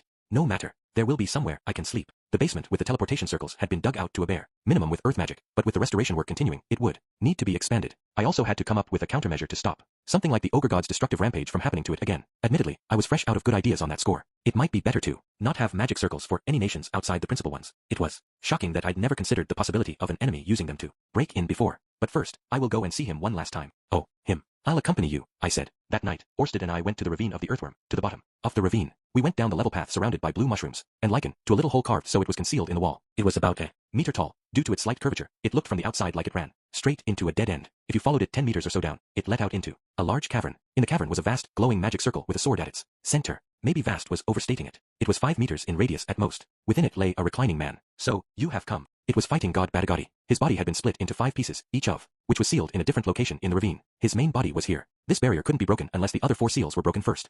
Operated using the mana from Badagati's own body and was amplified, and, therefore, sustained by the king dragon blade and the fighting god armor. Would go on operating almost in perpetuity. It was a custom-made barrier. Magic circle, a Perugia's specialty. It was divine tier barrier magic, created to seal the demon god. The sealed subject served as the medium and the magical implements as vectors, and the more powerful each were, the stronger the barrier became. This one used both the fighting god armor and the king dragon blade, meaning the barrier it generated was so powerful that even Orsted would be helpless to escape it. Using 2 divine tier pieces of equipment as one part of a barrier might have been overdoing it a tad, but that equipment was far more formidable in the hands of our enemies than used by us. Given that just the other day our enemies had used our teleportation circles against us, this wasn't out of proportion to the threat. As long as the seal on Batagati remained intact, it effectively rendered the magic armor and king dragon blade sealed as well. If anyone broke through this, we might as well just give up there and then. That was the reasoning. Orsted had gone to Perugius to request the base for the barrier. He had bowed his head and asked Perugius for his aid, and Perugius had agreed. Wasn't just about the barrier. Perugius was Orsted's ally now. They were joined by a bond of fellowship, but Orsted would later have to kill Perugius. He had chosen the path of betrayal. I was indebted to Perugius and Orsted both, so my personal feelings about it were complicated. I knew that Orsted hadn't wanted to do it this way. That he had chosen it anyway meant that it wasn't for me to say anything about it. If only I thought there was a way to get to the man god without using the dragon tribe's sacred treasures, but I knew it wasn't a problem you could solve with wishes and a little time in a library. Well, maybe it wasn't something I ought to be thinking about. I had the guy in front of me to worry about right now. I am terribly sorry, Your Majesty, but as you're a disciple of the man god, we had no choice. I am cramped, Batagati said pompously as he lay there like a reclining Buddha. I should like a little more freedom of movement. I had my own relationship with jail cells, but I think even I would have found the sealed barrier cramped. Having said that, I hated the idea of killing him. Kishirika had also asked us not to. I really am sorry, but this is as much as I can do. Humph. Then so it must be, Batagati said, adding a little fwahaha of laughter. He had 2 arms, and his body was smaller than it had been before. That was the result of the seal. Now, what brings you here, pray tell? I assume you have not come to drink and make merry while basking in my sultry allure. Sir Orsted has something to speak with you about, I said, then stepped aside for Orsted. Demon King Batagati, he intoned. Good evening to you, Master Dragon God, and how may I be of assistance? Leave the man god and submit to me. For a moment, Batagati gaped at him, but then he burst out in raucous laughter. Fwahahahaha. It echoed around the cavern. The pariah of the dragon tribe dares command me, an immortal demon, to bow down to him. There was a time when we were enemies, but you are a friend of Rudius's. Alex, Alexander, and Atoph have all allied themselves with me. There is surely room for you to consider it. There is not, Batagati said defiantly. But why, great uncle? Alec, who had been standing near the entrance to the cavern, stepped forward. You're defeated, are you not? In accordance with the laws of the immortal demons. Alec, do not misunderstand. That is not a rule across all of immortal demonkind. It is an Atoph rule. Have you pledged your loyalty to the man god then, great uncle? I have not. Batagati sat up and shook his head. Then he folded his only pair of arms and crossed his legs. I was not one for fighting, originally. What I liked was to travel, to drink and be merry, seducing passing women, betting them, on occasion, taking a beating from a jilted fiancé, making friends and drinking, laughing and singing, then looking around at the worn-out faces, sleeping and satisfied. The man god came to me, head bowed, and asked me to fight, and so I did. That is all it was. I want you to kill Dragon God Orsted and Rudius. Greyrat, no matter what, he said. Who do you have to thank that you and Kishirika are alive in the same era, he said. And he asked me to remember 4,200 years back and repay the debt I owed him. As a result, I agreed to help him this one time. He paused for a moment. That one time has passed. Now, I ally myself to no one. If my choice is to fight or to be sealed in this place, then I choose to remain sealed. That made me think that maybe we could let him go, though he was still a disciple of the man god, so we couldn't just blindly let him loose after nothing more than a bout of smooth talk. Either way, Batagati went on, grinning at me as I pondered. You'll release me when your fight against the man god concludes, will you not? Yes, Orsted said. I looked at him, and that's when I realized it wouldn't happen during my lifetime, but if Orsted won his battle with the man god, there'd be no need to keep Batagati chained up any longer. It will be 100 years hence. Not so soon then. I shall be patient, Batagati said, then lay back down. With a nod, Orsted turned to leave. It looked like the discussion was over. That was quick. Your Majesty, I know this might not be the best circumstances to say it, but I wanted to thank you for everything at the Magic University. Listen well, Rudius. This may be the last time we meet, so I shall say it now. Congratulations. Congratulations. You were victorious, thus, I congratulate you. I'm not sure if I was, though. That was exactly what I was worried about. In the end, Orsted had used his mana. I'd slipped up at the very last moment, but Batagati didn't mention that. You have given the man god a taste of defeat. I gave him, what? You have made him think that, no matter what he might try, he cannot kill you. He has lost all will to try. Indeed, it is hard to describe how he looked when I saw him last, except that he looked the very image of defeat. What else to call the one who fought him but victorious? Is that really true? I asked. You need only take off that bracelet and pay him a visit yourself to verify it. He pointed at me, and my hand unconsciously went to cover the bracelet. I don't think I will, thanks. No, well, as you like it. I wasn't falling for that one. I never wanted to see the man god again though. He had seemed pretty desperate when I'd last seen him at the bottom of the ravine. Maybe he really had taken this last battle as a heavy defeat. I still didn't trust Batagati when he said the man god had lost the will to try anymore. Though, is that all? Yes, from me, at least. Then keep yourself well, Rudius. I turned and followed after Orsted. As I did so, Alec ran forward, looking anguished. Great uncle, listen well, young Alexander. If you seek to be a hero, find your true foe. That was something your father never did. You will surpass him when you strike down that foe. Thank you, Alec replied, and he too turned to leave. This would probably be my final farewell to Batagati in this life. Nothing would stop me from dropping by once a year or so, but talking to him I might weaken and end up breaking the seal. Better not to come at all. I hadn't told any of the others from the Magic University that Batagati was sealed here, either. Only 5 people knew, me, Orsted, Rudyard, Alec, and Perugius. We'd already decided that Rudyard would watch from the village to make sure no one visited the ravine. Not many could make it to the bottom of the ravine or make it back up again, and 100 years shouldn't be long enough for the seal to spontaneously fail. And then, Rudius, the entrance. Understood. I would fill in the narrow entrance. Anyone who came after would have to dig it out if they wanted to find it again. This was goodbye. At the end, ever so faintly, I thought I heard Badagotti's voice. May it be that your curse is lifted, young dragon god. Early the next morning, before the sun rose, I returned to Sharia. Between the new office currently under construction and rubble left from the old, there was a makeshift accommodation where Zenoba, our acting director of construction, and the others were sleeping all packed together. Zenoba, he'd been a big help, too. I hoped we could go on being the sort of friends who always had each other's backs. Goodbye, Rudius, he said as he ushered me onward. Until next time. The same went for Orsted. On the outskirts of the town, we parted ways. I walked on through the streets in the morning mist. I was carrying presents from the Bihyrule Kingdom, largely soy sauce. So long as I had this soy sauce, I'd never be at a loss for what to eat again. Soy sauce goes with everything. Well, everything might be an overstatement. I looked around. Sharia was just as I remembered it. The people were the same, farmers heading off to their fields, adventurers training in courtyards, and a man in a robe who might have been a professor at the university. Snowdrifts lined the road I walked on as I passed each traveler, heading toward home. I went through the central square to the residential district. Seeing it made me feel somehow nostalgic. It was a street I walked down practically every day, and yet seeing it felt like I was coming home for the first time in my life. From the street, I turned down a back alley. This alley, too narrow for carts, provided a tiny shortcut that I'd used often. Coming out of the alley, I could see my house. BYT was coiled tightly around the gatepost and opened the gate for me as I drew closer. I passed the garden and the slightly neglected vegetable patch. Dillo the armadillo spotted me and came to rub himself against my legs. I crouched down to rub his head, at which he rolled over to show me his belly. I rubbed his tummy, he purred happily. He was a cute little guy. Then, I heard a loud noise from the entrance to the house. Dada. A little girl came running out. Her hair was the same shade of brown that mine once was. It was Lucy. She came sprinting over like she was going to tackle me around the knees, so I crouched down to meet her. With a sizable thud, a ball of softness and warmth threw itself into my arms. This was unusual. She was always hiding behind Sylphie. I'm home, Lucy. Welcome back, she said eventually. Have you been a good girl? Yes, I've been looking after Lara and Aruz and Sieg. Have you really? You're a real big sister now, aren't you? I said. Lucy's arms squeezed even tighter around me, spurring me to pick her up. I walked up to the house with her in my arms. From inside came a smell that somehow put me at ease, the familiar smell that hung around our house. Since we'd first bought this house, the number of inhabitants had increased. As we'd lived in it, it had changed, but I was so used to it that I didn't notice how it smelled. But now, coming back after a long time away, and from a brush with death, no less, I felt all the tension drain out of me. My heart was at ease. It was a smell that let me know I was home. Hello, Lilia. Hello, mother. As I stood filling my lungs with the smell of home, I saw Lilia and Zenith in front of the stairs. Lilia bowed deeply when she saw me. Welcome home, master. Thank you for looking after the house while I was gone, Lilia. Not at all, master. I'm so glad to see you safely home. It will be a little longer before Norn and Aisha come back. Thank you for letting me know. Oh, but I am glad you're safe. When the Dragon God's residence on the outskirts of the city was attacked, I was beside myself with worry. I am so glad, so very glad. Lilia made normal conversation for a while, but it wasn't long before she put her hand to her mouth as though she couldn't hold it back any longer. Her shoulders shook. She started weeping. I'm sorry I made you worry. I'd had no means of contacting her, so there was nothing I could have done.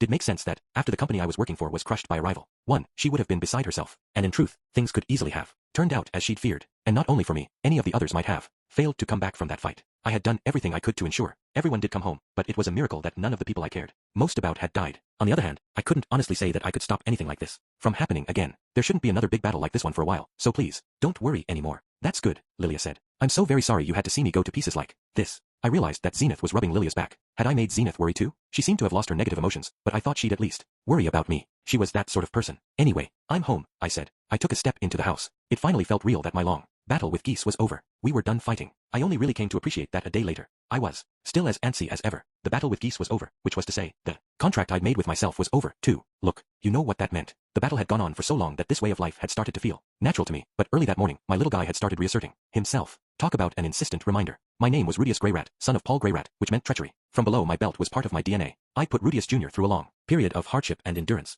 That was what had enabled me to do my best. As the first Rudius, it was my duty to see he was repaid. He'd fulfilled his side of the contract. Before the sun had risen, I got out of bed, went downstairs and headed for the front door. There, I found Leo and Eris. Rudius, you're up early today. Morning, Eris. Where is everyone? All safe. Not that. I mean, what are they doing? Eris thought for a moment. Lilia and Sylphie are making breakfast, and Roxy, and the children and your mother are still asleep. I just finished training, so I was about to go for a run. Right, I said softly, taking Eris's hand. She squeezed my fingers. Maybe it was because she'd just been training, but her hand was warm. I noticed her face was also a little flushed. What? She said. Eris, let's take today off. All right, okay. The way she said, okay, sounded like she'd guessed exactly what I had in mind. Maybe it showed on my face. She was right on the money. Sorry, Leo, but no walk for now. Rough. Leo looked a bit disappointed, but he gave my hand a little lick, then went back into the house. I followed him inside, still holding Eris's hand, and headed for the kitchen. Lilia and Sylphie stood beside each other cooking. Sylphie, I said. Oh, good morning, Rudy. You're up early. Good morning, master. Both women smiled at me like they always did. I turned to Sylphie then, with a smile so natural I surprised myself, said, Sylphie, let's take today off. What? I don't mind, but when you say, day off, she looked at me, quizzically. but Lilia seemed to catch on right away. Very well, I'll finish up breakfast, Miss Sylphie. Oh, Sylphie said, her face going red. That's what you mean.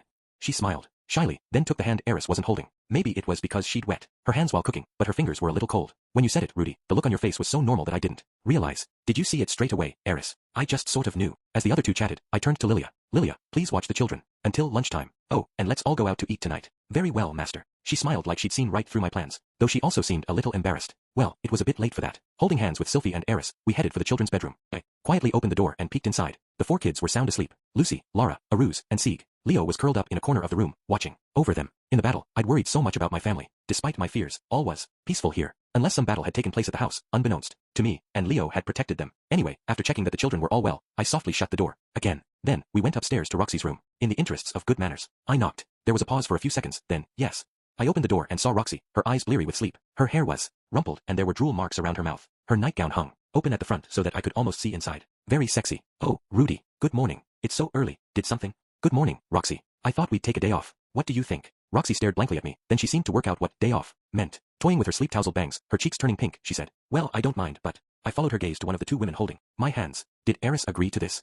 I looked at Eris. Her face was red, and she looked a bit shell-shocked. I was just about to ask her. Turning to face Eris properly, I said, Eris, I'd like to go back to my bedroom with the 4 of us. Is that okay with you? Eris seemed to understand what I meant. Her face went even redder, and she pursed her lips. She probably would have struck her favorite pose if she'd had both hands free. Well, I suppose, if you really want to.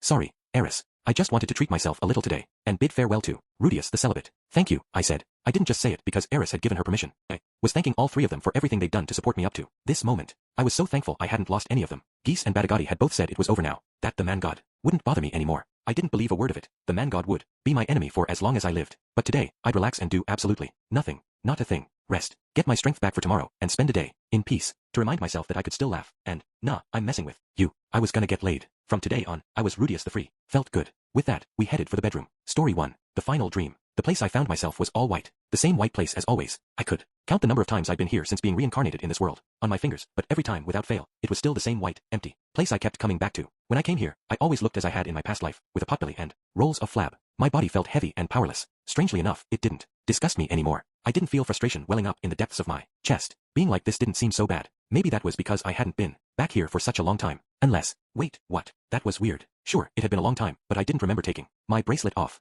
I never took it off. Why was I here? Hold on. What was I even doing before I came here? I couldn't remember what I'd been doing before I fell asleep. I think it was probably, something along the lines of baby making. No, scratch that. I hadn't done anything like that for a long time. I'd been neglecting it for around 10 years. Now, my memory was hazy, for some reason. Hey. Dazed as my memory was, my vision was sharp. As usual, he was here in this white place. That pixelated blob. The man god. But what was this? He looked strange. His body was in pieces, with each of his 4 limbs held in place by something that looked like a magic circle and bound by some sort of translucent chain. He looked like the final boss in an RPG. It was like, I dunno, unless you hit him in the right leg, he'd use a restoration spell to return to full health. A giant pain in the ass. What happened to you? Cosplaying Exodia the Forbidden One or something. They got me. Who? You're asking me that? I don't see anyone else asking. What? Is there someone here other than me? Take a look over there. I turned around and saw a crowd of people. They were standing with their backs to me. No one there I recognized at first. Unfamiliar men and unfamiliar women, demons, humans. There were about 8 of them. One of them I knew. It was Orsted. He was the same as ever, but a few things had changed. He didn't have his black helmet, and there was a sizable scar on his face that made him look more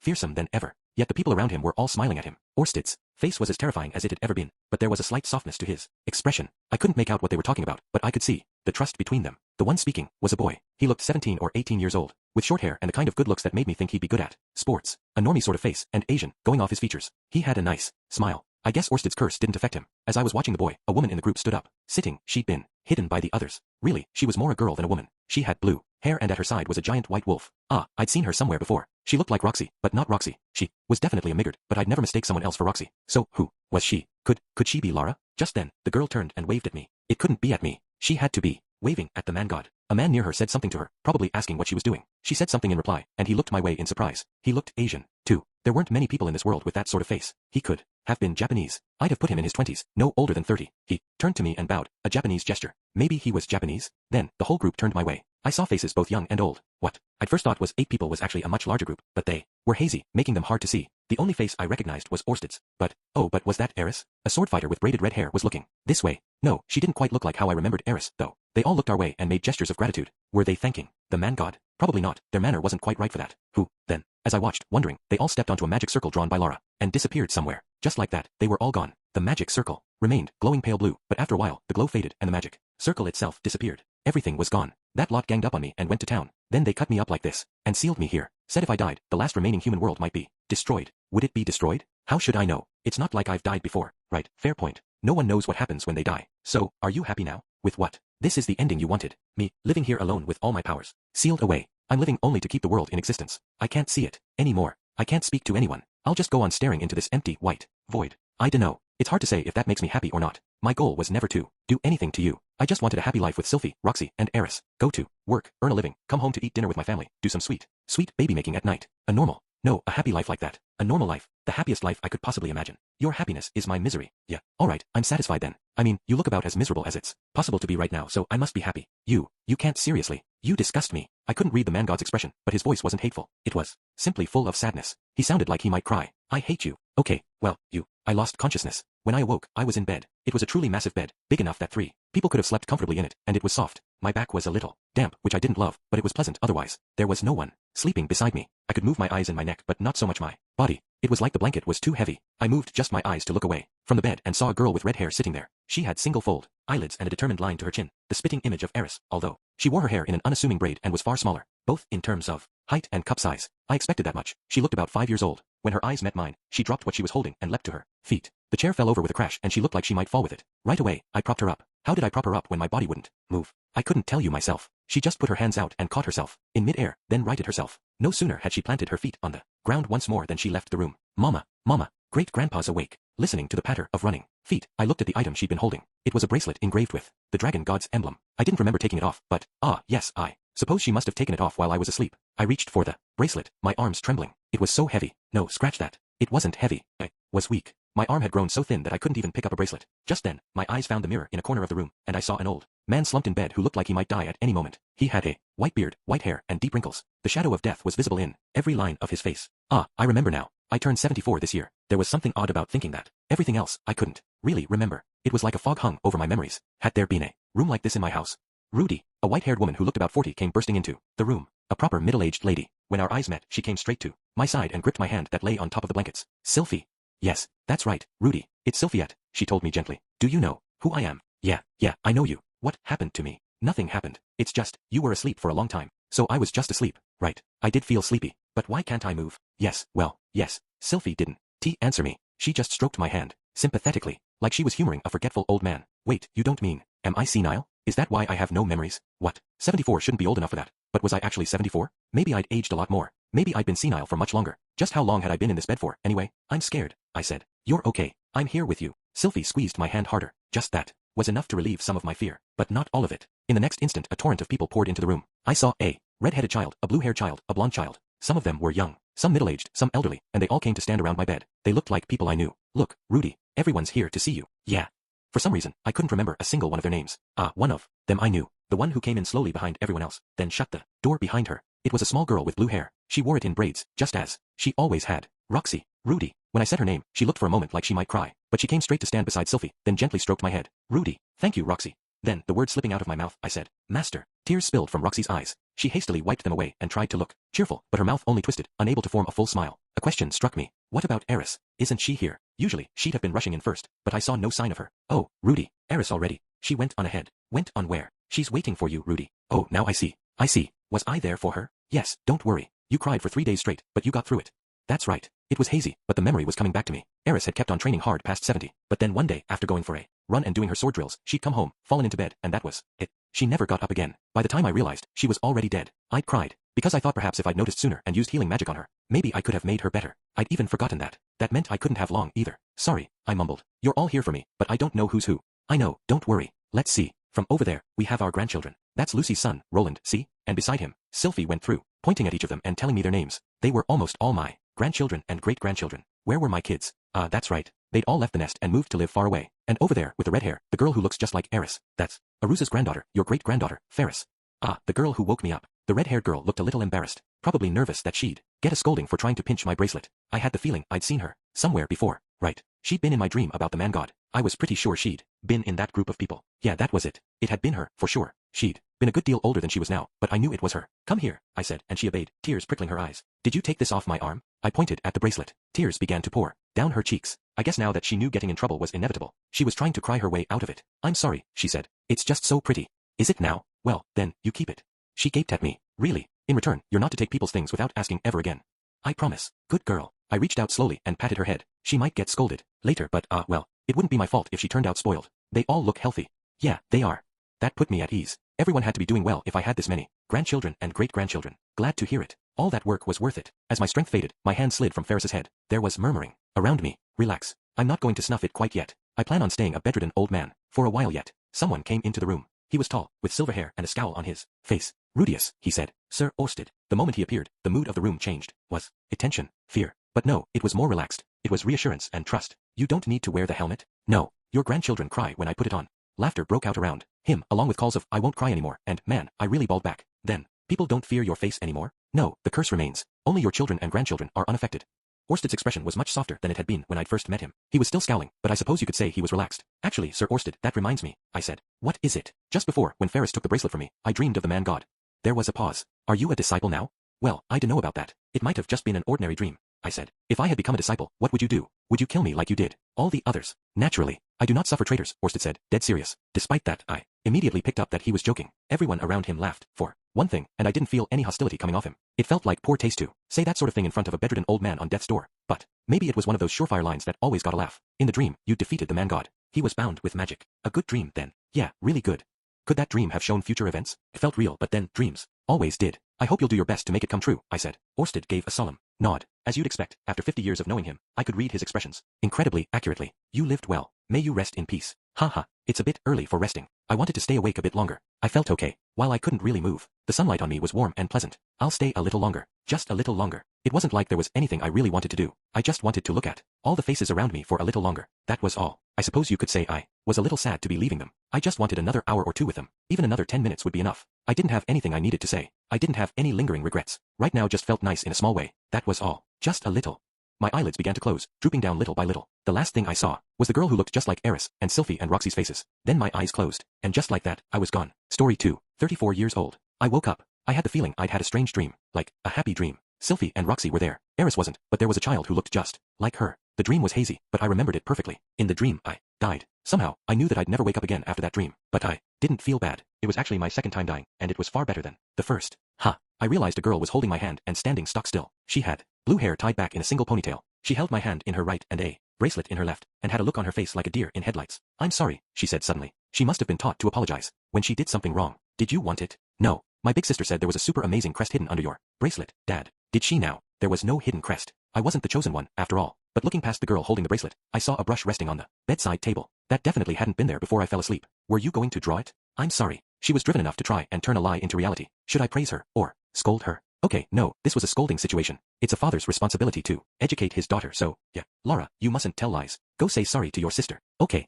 I patted her on the head, and she left the room, dejected. After she left, I caught sight of a big ball of white fur. Leo must have been keeping watch outside the door. I was about to put the bracelet back on, but then the brush caught my eye. I used it to paint the Migard crest on my arm, then got out of bed. Oof, that's a nasty headache. I drank too much. I cradled my head in my hands. Maybe it was the party the previous night, or maybe it was the dream I just had, but it hurt like hell. 10 years had passed since the battle in the Bihyrule Kingdom. This year, I would be 34. These 10 years had been peaceful thanks to the absence of the man god. After that battle, it really had just stopped. I hadn't seen so much of a pixel of him for a few years now. Not that I had let my guard down. While constantly on the lookout for suspicious attacks, I went on preparing to confront Laplace, just as I had before. Things went much more smoothly, without the man god sticking his nose in. In the first 5 years, I finished contacting all the nations of the world. Some of them were non-starters, but by and large, they all pledged to work with us to prepare for the coming war with Laplace. Now, I was working on research and teaching unvoiced magic at the Magic University in the Azuran Kingdom, while also leading the militaries of the world to develop counter-strategies to Laplace's most likely moves. For that work, I put away the name Rudius and started to work under the name Silent 7 Star. The theory Nanahoshi had once put forward might be accurate, or it might not be, but she'd said, I want you to make my name a clue, just in case a friend from our old world ever comes here.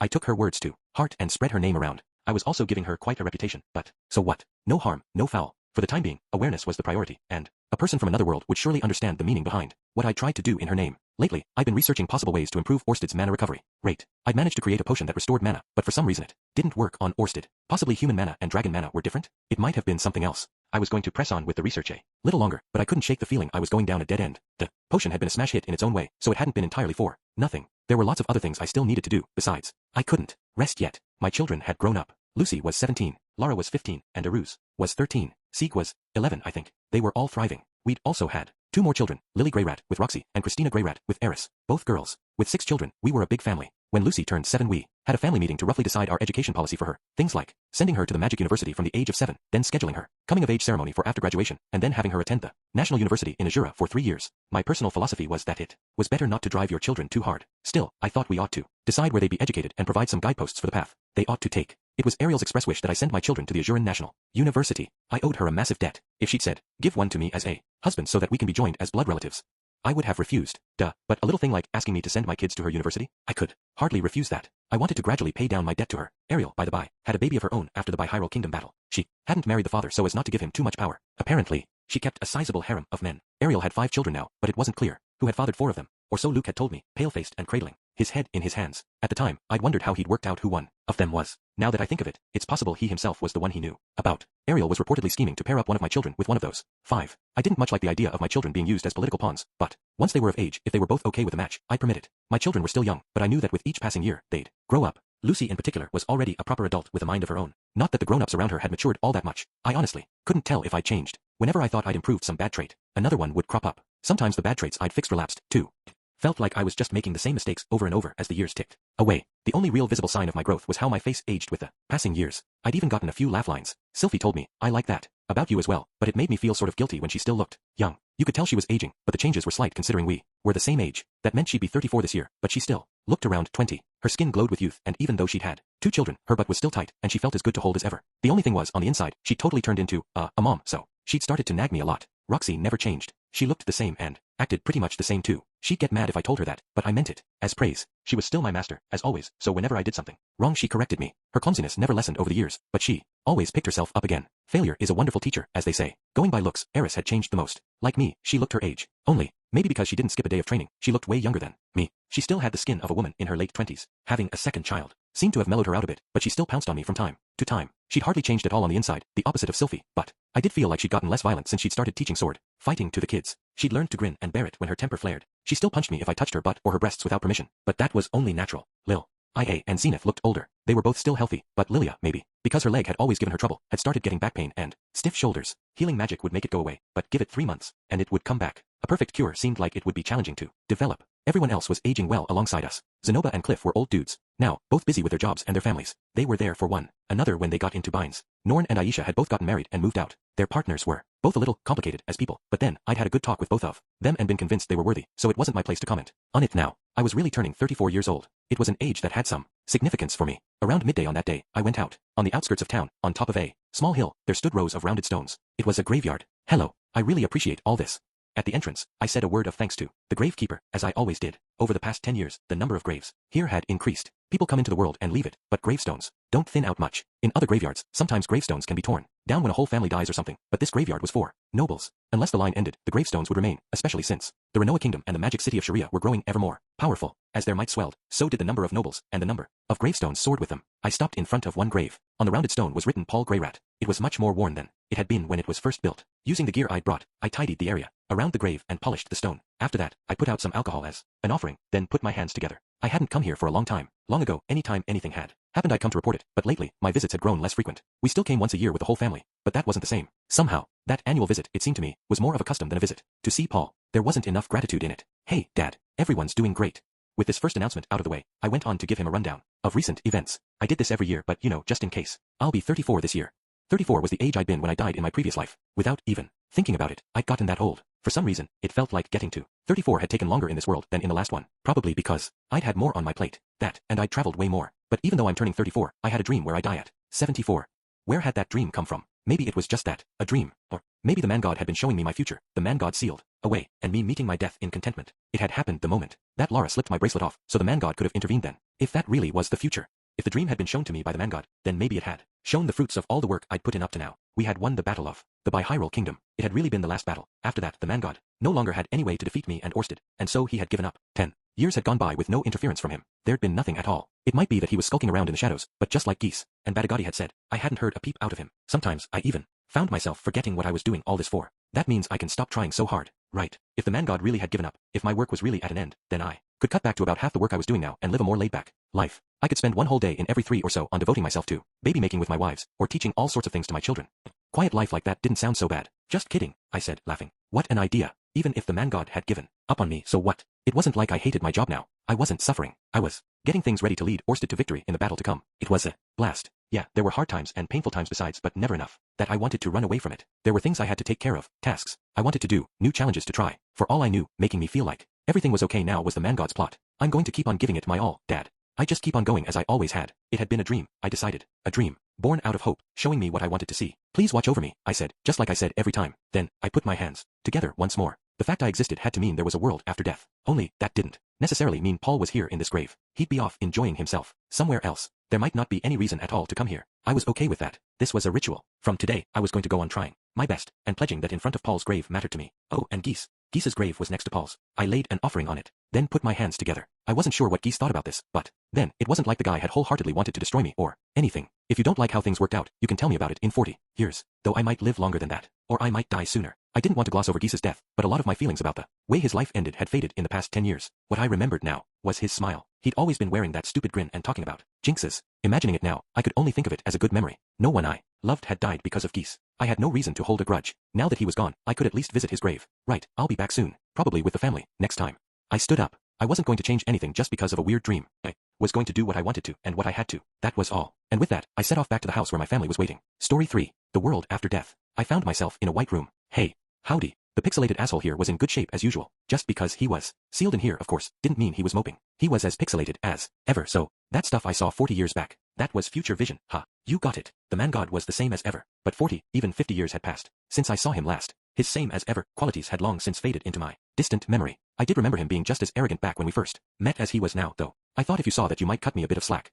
Lost that bet, huh? Whatever. I was doomed anyway. I wasn't so weak-willed that I'd give up on everything I'd worked for just because of one dream. Though admittedly, I might have if it hadn't been in the form of a dream. That was what you looked like, huh? He said. I looked at myself. The big, blubbery body was gone. At some point, my appearance had changed. I was in pretty good shape. You could see muscle, definition, and my abs were trim and toned. It was the kind of body that looked like it could float like a butterfly. It was the body I'd grown used to in this world. The body of Rudius Grey Rat. I couldn't see my own face, but I didn't feel like it was very old. You didn't know? No. My eyes see straight to the soul. I knew there was something different between your body and your soul, but this is the first time I've actually seen you. He was really dropping some hot new information on me now. Then again, I didn't know what the man god looked like either. Technically, we were even. How come my body's only just changed to look like this now? Actually, never mind. I don't need an answer. Anyhow, this is the end of the line for you, said the man god. Yeah, I replied at length. I died at 74 years old. It was hazy, but I remembered my final moments. I was surrounded by my children and my grandchildren. I think I was happy at the end. At the very least, it was a world away from the final moments in my previous life. When I compared it to that lonely, powerless, pathetic, pitiful end,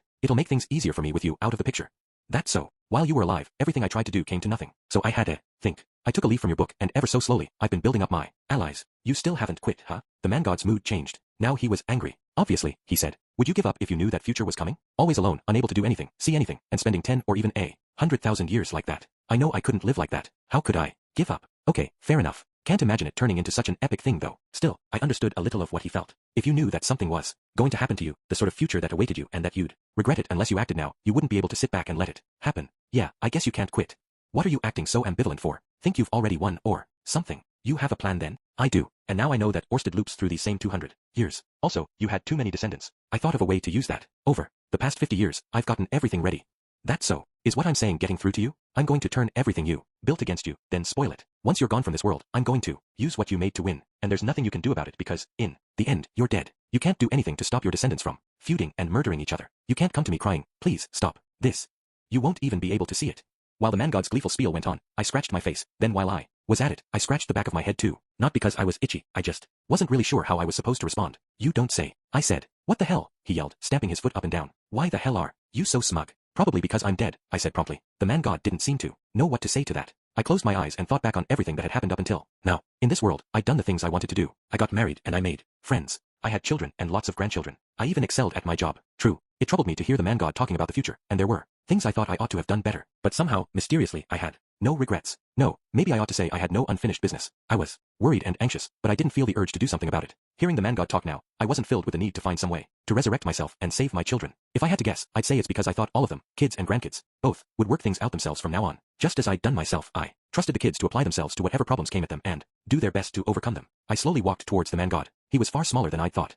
Until now, neither of us had gotten any closer to the other than was necessary, so I hadn't had a good idea of his size. I'm content, I said. I'd lived plenty. I wouldn't say everything was perfect, and I'd surely left a few things undone. When I closed my eyes, not all the memories I saw were good. There were failures as well as successes, but even so, I wouldn't have done it over. I was dead. My job was over, and I could hand over what came next to the living. It was crazy to feel this way when the guy in front of me was telling me he planned on doing them harm, but I couldn't do anything about it. My heart was so at peace I could scarcely believe it. Hey, man God. He didn't say anything. I'm pretty sure I tried to tell you this once. What? He said finally. I don't think I actually hated you that much. I think the man God looked sour. Sure, maybe I only thought it because right at that moment, I was winning. Sylphie and Roxy were still alive, and our children were all healthy. Eris had died before me, but she'd reached the end of her life. It hadn't been the man God's fault. If some little thing had gone differently, I could have ended up hating the man God with every fiber of my being. I might have turned into a machine, whose only purpose was killing the man God, like the me from the future. I doubt he was able to die feeling as peaceful as I did now. The person I was now was a result of how things had happened to turn out, nothing more. What are you talking about? The man God said. I don't really know myself, but I think it's thanks to you I'm able to feel so peaceful. If I hadn't had such a clear enemy, I don't think I'd be so content. Now, right, that was it. If not for the man God, I'd probably have started getting lazy around when I turned 20. I'd have married Sylphie, worked reasonably hard, and tried a reasonable amount. I'd have come to the end of a reasonable life, feeling reasonably content, and then died. That would have been that. A life like that wouldn't have been bad in and of itself, but there's no way it would have brought me the contentment I felt now. Even if I didn't actually regret anything before I died, I might have wanted another chance, or to do something over, or to go back to some point in the past. It was only having a clear enemy and a clear goal that kept me moving to the end, that had turned me into the person I was now. Keep talking all you like, the man God muttered. I'm still not going to let them off easily. Oh, I mean, that wasn't why I said it. What was I trying to say? It wasn't like there was anything I really wanted to say to the man God. Just because I didn't hate him didn't mean I particularly liked him. I obviously wasn't planning on thanking him, either. With that, our conversation petered out and we stood there in silence. The atmosphere was unbearable. Then, suddenly, something occurred to me. I wonder why I came to this world, I said, trying out the words. Like I know, the man God muttered. You really don't know anything about it? If I'd known, I'd have stopped it. You genuinely came out of nowhere, so out of nowhere that even I didn't notice until the displacement incident. Ha! In the end, we never got to the bottom of the displacement incident during my lifetime either. Nanahoshi had come up with a weird hypothesis, and something else might happen in the future. If someone out there deliberately reincarnated me, thank them for me. No way. Yeah, figures. He turned me down flat. Ah, well, the man God probably had a lot of bitterness he was dying to vent. So, what happens to me next? I mean, I know I died. Yeah, about that. The man God looked at me, still irritated. Normally, your soul would turn back into mana, mix with other mana, and be reconstituted into something else. But you're from another world, so I don't know what happens in your case. Right. I thought maybe I'd be able to see Paul and Geese again after I died, but I guess not. It made sense, but I was still disappointed. Oh, well, my bones should have been buried in the same place. I'd have to be content with that. I noticed my body was slowly fading. Was this what turning back into mana looked like? This must be how death worked in this world. Perhaps, right before they died, the other residents of this world came to this white room too. Only, if the man God didn't feel like seeing them, they'd just wait here to fade away. In that sense, he was a bit like Yama, the god who judged you after death. This guy showed up when people died to smirk and mock them about their lives. Though, so a nasty Yama. Ugh. The man God wasn't sporting his usual smirk. He was actually tapping his foot, as though he couldn't disguise his annoyance. He'd wanted to gloat to me about his victory and see me consumed by regret as I faded away, and he was pissed off because I'd shrugged him off. He really was a piece of work. I stood in front of him. Look, maybe this isn't for me to say, I began. I vaguely put a hand on his shoulder. But give it your all, okay? Is he going to get mad? I thought, but the man God only sighed and slumped his shoulders. Then, he fell silent. As I looked down at him, I cast an eye over our surroundings. It was pure white, as usual, and empty. My body was on the verge of disappearing entirely, and little by little, my consciousness was fading too. Maybe I'd go back to my old world. Maybe I'd become something else in this world. Maybe I'd keep my memories. Maybe I wouldn't. I didn't know what would happen, but whatever it was, I didn't mind. Even if my mind and memories remained, even if I was born into a place a million times worse than my former life, I'd be alright. See you around. Those were my last words. As my consciousness slipped away, I passed the man God and started to walk. I went on straight ahead and didn't turn back. The end. Appendix. The Azuran Kingdom's dossier on Rudius Greyrat. The subject Rudius Greyrat is extremely famous. Today, his name is inscribed in the histories of every nation on the map. Many researchers will have had the experience of casually glancing at letters or an artifact only to realize they were signed Rudius Greyrat. Whether in a corner of the teleportation circles drawn in all the nations of the world, in the appendices of the new editions of the magic textbook, or on the side of a bridge on a road, his name appears everywhere. Those alive today who have encountered his name likely outnumber those who haven't. However, many would be at a loss to describe what he truly did. Some might recognize him as the greatest magician of the 400s, armored dragon era. Others might know him as an academic genius who turned formal education on its head, or an intellectual who had a transformative influence on the culture around toys and figurines. Even then, there are very few records of what he began and what he left behind. In each field, other names come to mind before his. In magic, Silent, 7-star, in education, Roxy M, Greyrat, and in art, Zenoba Chiron. Because of this, some believe that he was a hanger-on whose only talent was brown-nosing the powerful, while others call him a con artist who cozied up to those with talent in order to steal their glory. Some even claim that there was no one person named Rudius Greyrat. Rather, it was a title bestowed upon members of Rukwag's mercenary band for a great accomplishment. Thus, multiple people bore the name.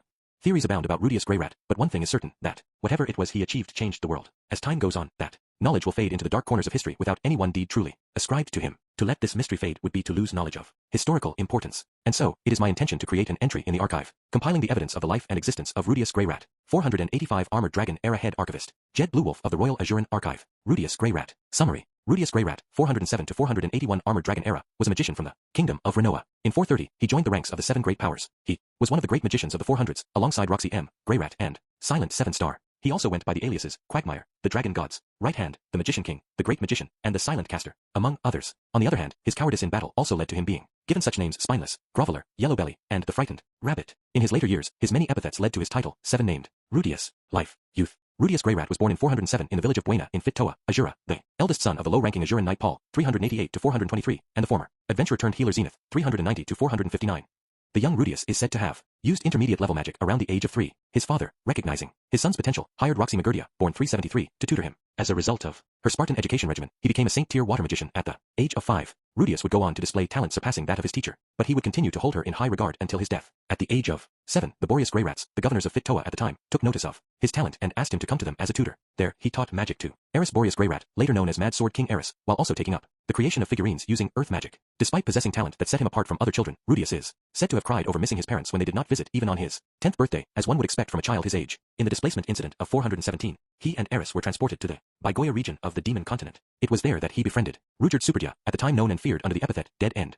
As an adventurer, he embarked on a journey from the Demon Continent back to Fit-Toa in Azura on the Central Continent. It was at this time he first met Zenoba, Chiron and Cliff Grimer, who were to become his lifelong friends. In his 13th year, he saw Eris back to Fit-Toa, then set off for the north of the Central Continent to search for his missing family. This was when he made a name for himself as the adventurer Rudius, Quagmire, Grey Rat. Student years. In 422, Rudius moved to the magic city of Sharia in Renoa, where he entered the magic university on the recommendation of genius Halfaz. There he outshone Linnea Didolia, Persina Adolia, Silent Seven Star, and Immortal Demon King Badagati, and earned a reputation as the greatest magician at the university. The following year, a 16-year-old Rudius married the magician, guardian of Ariel Anemoy Azura, Sylphiette, after a long period of courtship. It is at this point that he seems to have put down roots in Sharia and decided to spend the rest of his days there. That same year he received word from his father Paul that his mother Zenith had been found on the Bigarret continent, and so he traveled there. With Paul and Silent Seven Star's aid, he was able to use a teleportation circle that had miraculously survived to make the journey. Together with Paul, Elinalise, Dragon Road, Talhand, Geese, and Roxy Magurdia, he braved and defeated the teleportation labyrinth. In the battle with the Manatite Hydra, the guardian of the labyrinth, Paul was killed. Although he rescued his Zenith, the displacement incident had left her in a mindless state.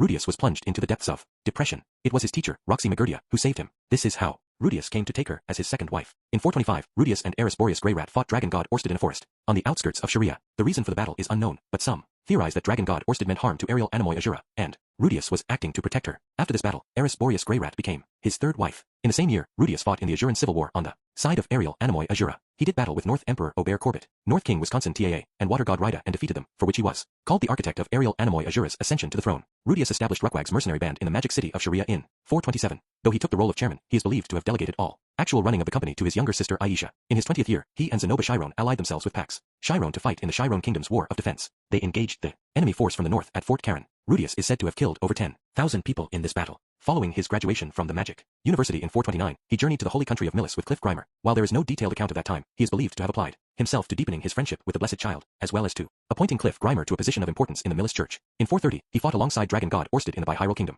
In the course of that battle, he overcame North God Kalman III and so became one of the Seven Great Powers. Years in the Seven Great Powers. Following his ascension to the Seven Great Powers, Rudius ceases to appear at the center of events. This may account for why, in the present, he enjoys less recognition than other great names of the same generation. Silent Seven Star, the witch Nanahoshi who stepped into the spotlight more or less as Rudius stepped out, and Roxy M, Grey Rat, who later became headmistress of the Magic University. Both are more widely known. Because of this, few are aware that he was one of the Seven Great Powers.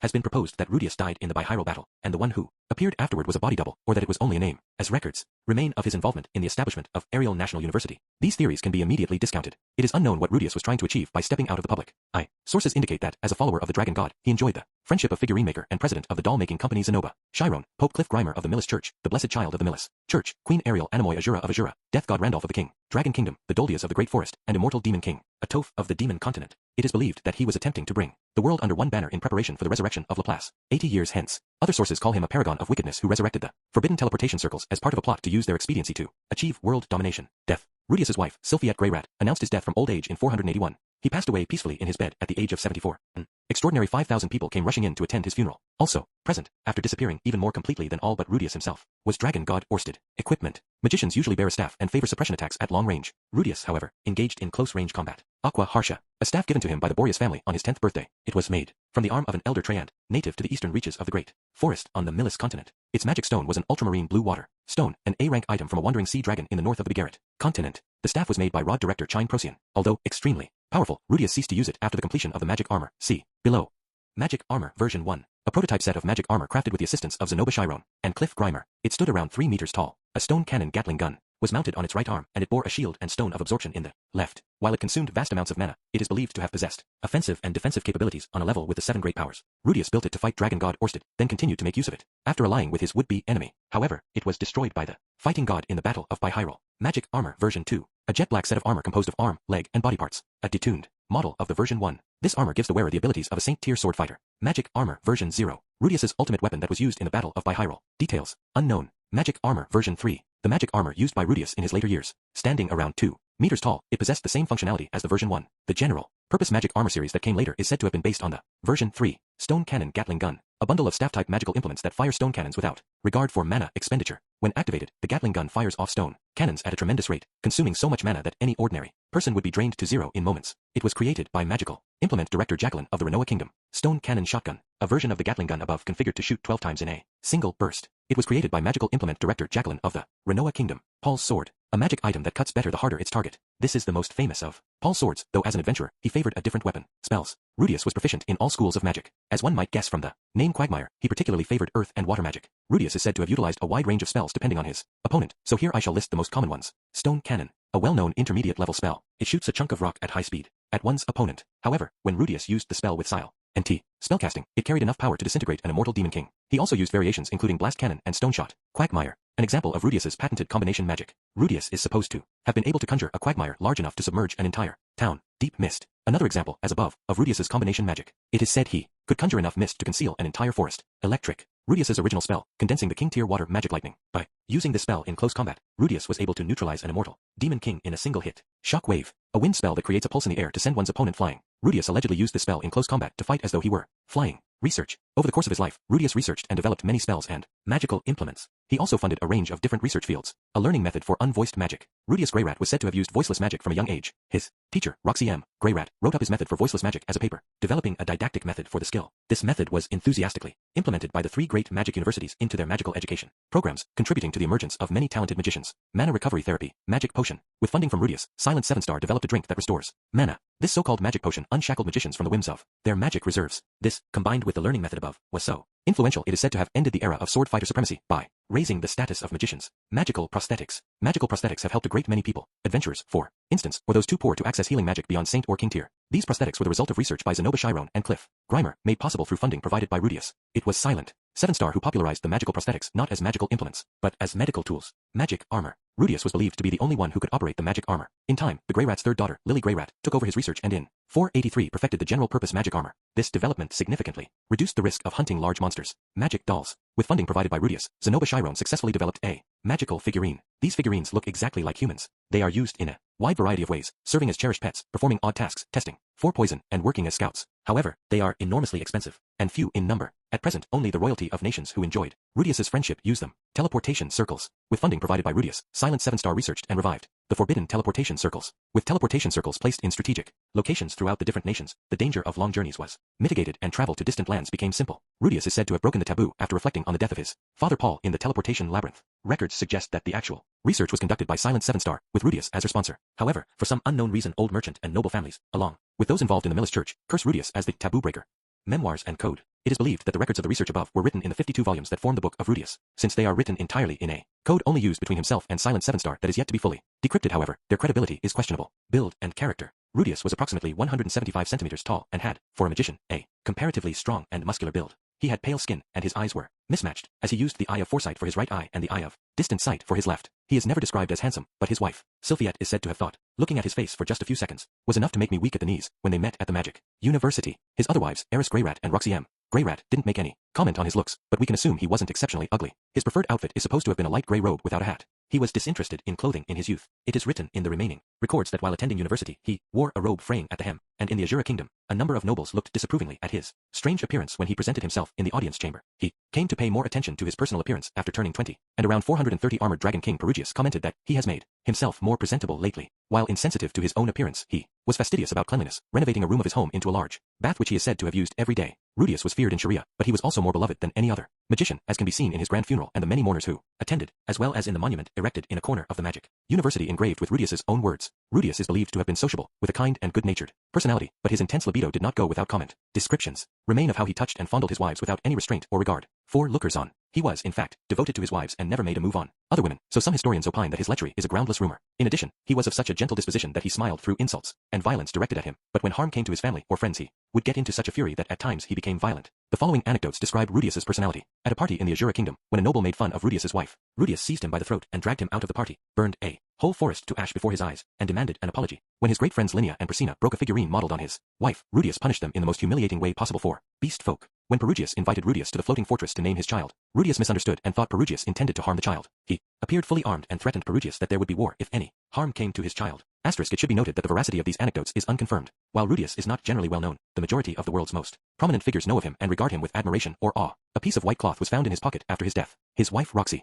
hurried to hide it, leading to rumors that some great secret might be concealed within it. It is unclear whether those rumors contain any shred of truth. He is said to be the origin point for the theory of critical period for mana capacity, namely that mana capacity can be strengthened in early childhood, and is resultantly responsible for its incorporation into education. He loved rice, eggs, and the ogre water of the Bihyrule Kingdom. He is also said to have had an unsavory habit of eating eggs raw. Records indicate he worshipped some unknown dark god. Puzzlingly, no gods can be matched to the coat of arms he worshipped. We can assume this god disappeared in antiquity, or Rudius perhaps created this god for himself. Some also theorize that he was irreligious, or that he worshipped the dragon god. Family and relatives. The Grey Rat family, a high-ranking noble family in the Azura Kingdom. It contains the four families of Notos, Boreas, Zephyros, and Euros. All four families governed their own large domain, which is why they are also called the Four Great Houses. Rudius was a direct descendant of the Notos Grey Rats, but his father Paul ran away from his family and was therefore expunged from the Notos Grey Rat family tree. Paul Grey Rat, father, eldest son of the Notos Grey Rats, a high-ranking Azuran noble family, ran away as a young man and became an adventurer. Later he met Zenith, then appealed to his old friend Philip Boreas Grey Rat and became a low-ranking knight of the Fit Toa region. Zenith Grey Rat, mother, second daughter of the Latrias of the Holy Land of Milis. Lilia Grey Rat, maid, Paul's lover. Norn Grey Rat, legitimate younger sister. Novelist, Aisha Grey Rat, younger sister by his stepmother. Advisor to Rukwag's mercenary band. Sylphite Grey Rat, wife. 1/4 elf. Roxy M. Grey Rat, wife. Demon of the Migard. Headmistress of the Magic University. Eris Grey Rat, wife. Human. Sword King. Lucy Grey Rat, eldest daughter. Laura Grey Rat, second daughter. Aruz Grey Rat, eldest son. Sieghart Saladin Grey Rat, second son. Lily Grey Rat, third daughter. Christina Grey Rat, fourth daughter. Other associated individuals. Zenoba Chiron, upperclassman at the Magic University, a former prince of Chiron, president of a figurine company, blessed child of fantastic strength. The publication of the picture book The Supert's Adventure was largely thanks to his and Norn's efforts. Zenoba respected Rudius as his mentor, but Rudius always said, when it comes to knowledge of figurines, Zenoba's the best.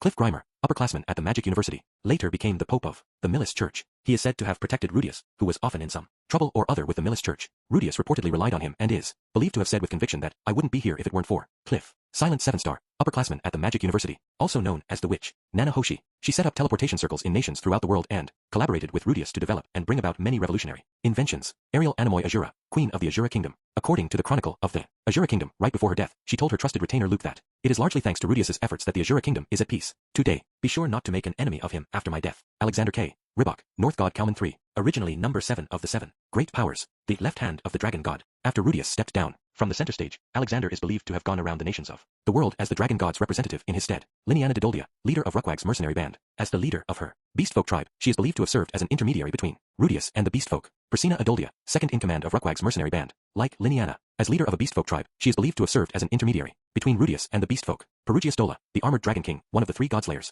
prominent figure in the Azura Kingdom and Silent 7-star's mentor. There are frequent references to Rudius in the Chronicle of the Azura Kingdom, but the nature of his relationship with Rudius is unknown. Orsted, the Dragon God, number 2 of the 7 Great Powers, though Rudius's covert activities are assumed to have been in service to Orsted's goals. Details of these activities are unknown. Orsted very rarely appeared center stage, but he attended Rudius's funeral and allegedly was with the family to witness Rudius's death. Bibliography: The Royal Azura Historiographical Institute, The Chronicle of the Azura Kingdom, The Azura Kingdom, 480, Grey Rat, Norn, The Supert's Adventure, Zenoba Figurine Company, 427, Grey Rat, Norn, Aisha Grey Rat, The Agonies of Genius, Rukwag's Mercenary Band, 455, Grey Rat, Norn, The Adventures of Rudius the Great Magician, Zenoba Figurine Company, 470, Grey Rat, Norn, Surrounded by Genius, An Autobiography of a Mediocrity, Zenoba Figurine Company, 482, The Milis Church Archival Division, Milis Church Minutes, Milis Church, 460, The Royal Bihyrule Historiographical Institute, The History of the Bihyrule Kingdom 420 to 430, The Bihyrule Kingdom, 433, Didoldia, Liniana, Activity Log of Rukwag's Mercenary Band, Rukwag's Mercenary Band, 456, Juliet, Zenoba Figurine Company Executive Committee Minutes, 477,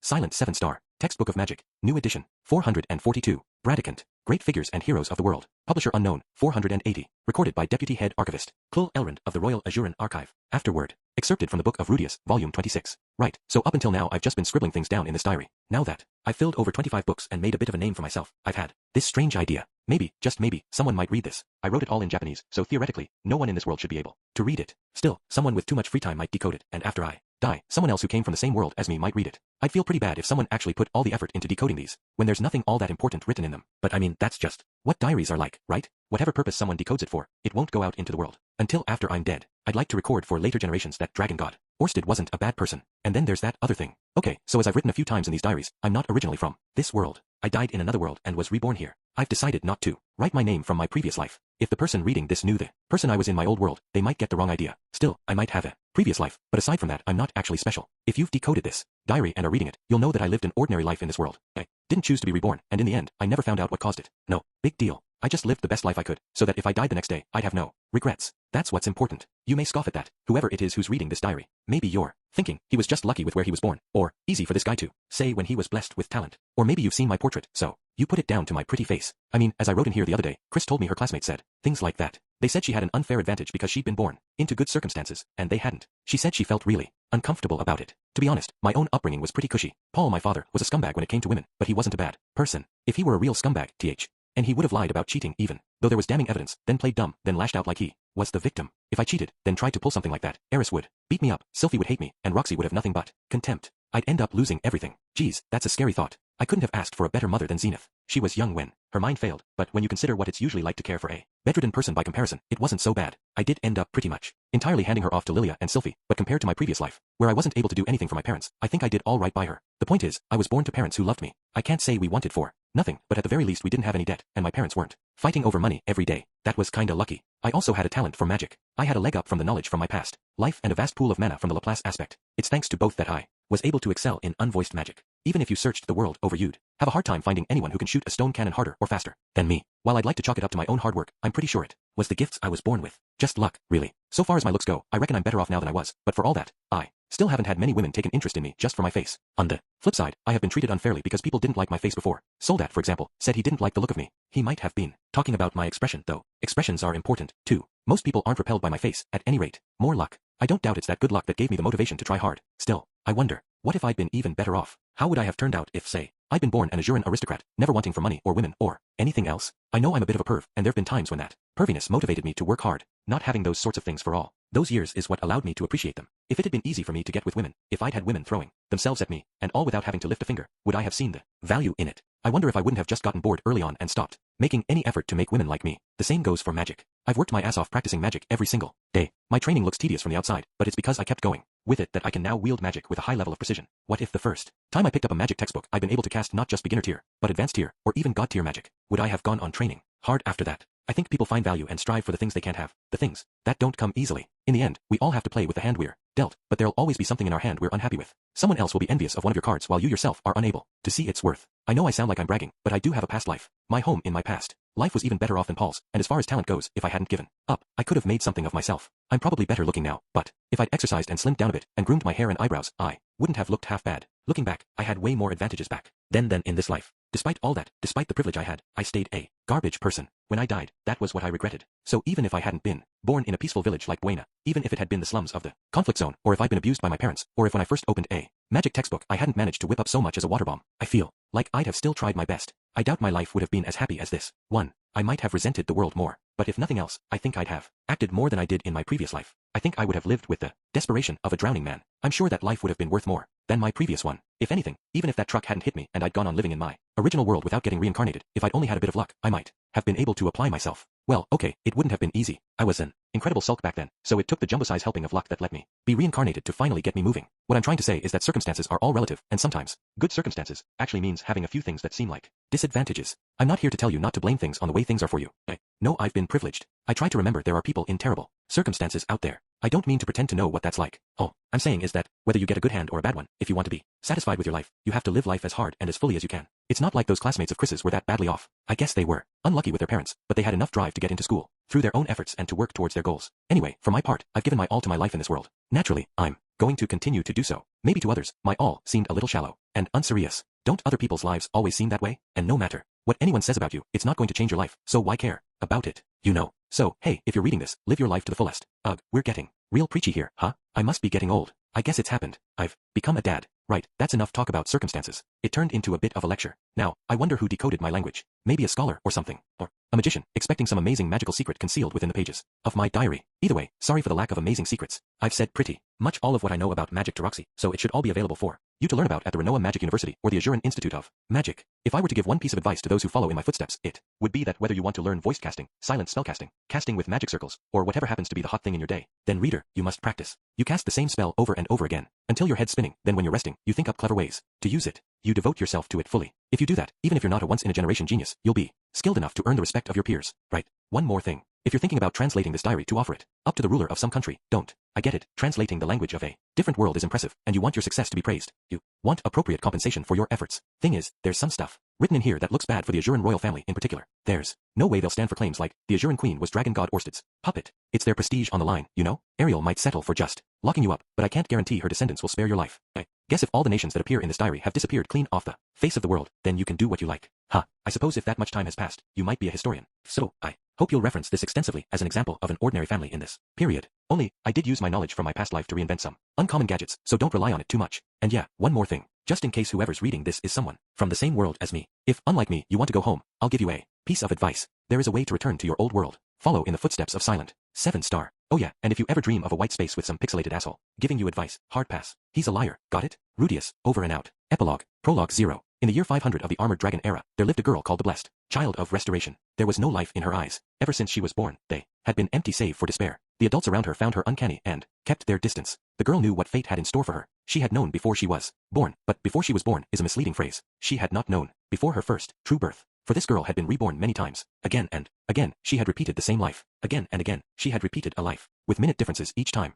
Different lives, albeit only slightly, and they all ended the same way. Her life was always fixed. There were never any great upheavals, and those lives always came to the same end. That end was death. She died. No one living creature may escape death, but her death was a particularly awful one. After being manipulated as a tool by her country, she was captured and murdered by an enemy nation. She was like a toy fought over by children. Sometimes she was brutally raped, sometimes she was eaten alive by monsters, sometimes she was bound and thrown into water. The girl died in suffering and despair. To her, life was a road that ended in despair. Every day was nothing but another step closer to the executioner's block. She was without hope. The girl had a power. She could reverse time for an object by, at most, a single day. With this power, she restored broken things. She could even bring people back from the dead. A single day. But even the power to bring the dead back to life for just a single day was enough for the Blessed Child to be pressed into service for the nation. The king kept her all to himself. Her power to reverse a single day freed the king from injury and illness. Mysteriously, she could not stop him from aging, but this was of little importance to the king. The girl had known 3 versions of the king. Though his name and appearance never changed, there were small variances in his personality and his conduct. Every time she died and a new nightmare began, the king she served changed a little. Another, seeing these slight changes, might have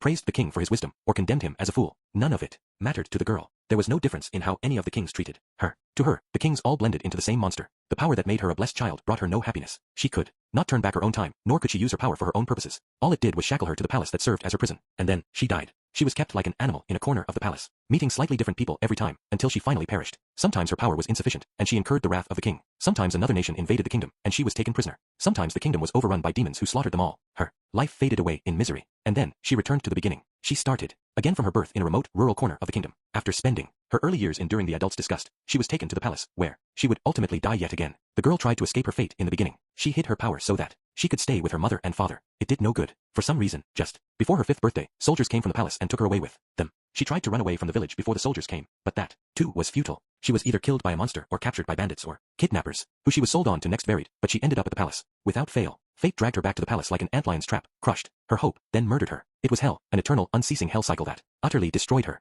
She ceased to feel anything. She followed the king's orders, her face as devoid of expression as a machine. 100 years passed, then 200, or was it 1,000, 2,000, perhaps 10, or 20,000. She no longer remembered how many times she had died, or how long she had lived. Her memory was perpetually hazy, and she couldn't recall a single instance of joy. The moment of her murder was always crystal clear. Perhaps it was instinct, some pure animal urge within her that clung to life, that recorded the memory of her murder as something to be avoided. Alas, the result was that her whole life was blotted out by her own deaths. She no longer recalled anything else. Nothing but a chain of memories of death. Immersed in an endless stream of death, the girl made a wish. She wished, with all her heart, I can't bear this anymore. Somebody, help me. In that moment, the laws of the world shifted. Things in her next life had changed. She was born in a provincial village she couldn't even name and was taken to the palace. She obeyed the king's every whim and used her power day in and day out. None of this had changed. But when she was 10, something different happened. Something that had never happened before. It was her 10th birthday. As though to celebrate the occasion, the girl was taken away. She was taken beneath the palace, to a space with a vast magic circle. The girl hadn't known there was such a magic circle in the palace, for she had never been allowed to walk freely within it. Several dozen adults stood around the magic circle. They held staffs and wore black robes.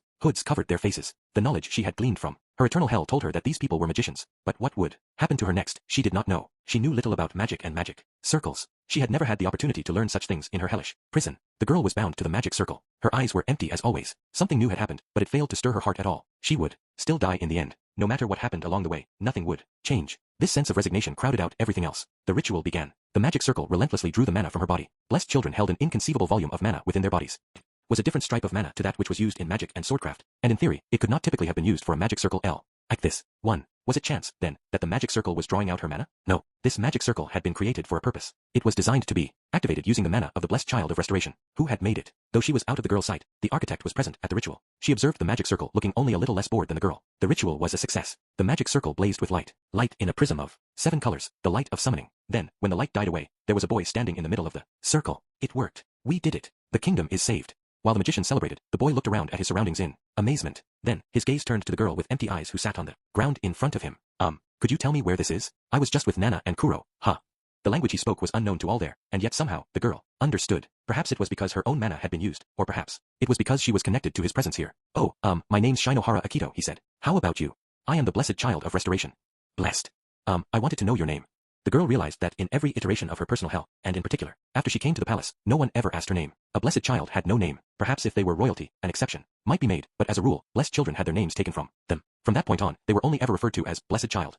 The girl was no exception, but while blessed children usually had their names taken before they could learn them, the girl remembered her name. She remembered it precisely, because she had died so many times. It was the name her mother and father had given her. Lyria, she said. Lyria, that's a nice name. The boy smiled, and the girl's heart sang. The girl felt something had changed. The king released her from her duties as blessed child. Instead, she was made the boy's interpreter. After a mage knight joined them as a bodyguard, the three of them wandered freely through the palace. Lyria, what's that? The boy from another world asked her about everything. About the world, about how they lived, about the people in it. Despite dying so many times, the girl knew nothing. He asked, what that is. That's a magical implement. When you put magic into it, fire comes out of the end. I wonder if they're going to the forest to drive out monsters.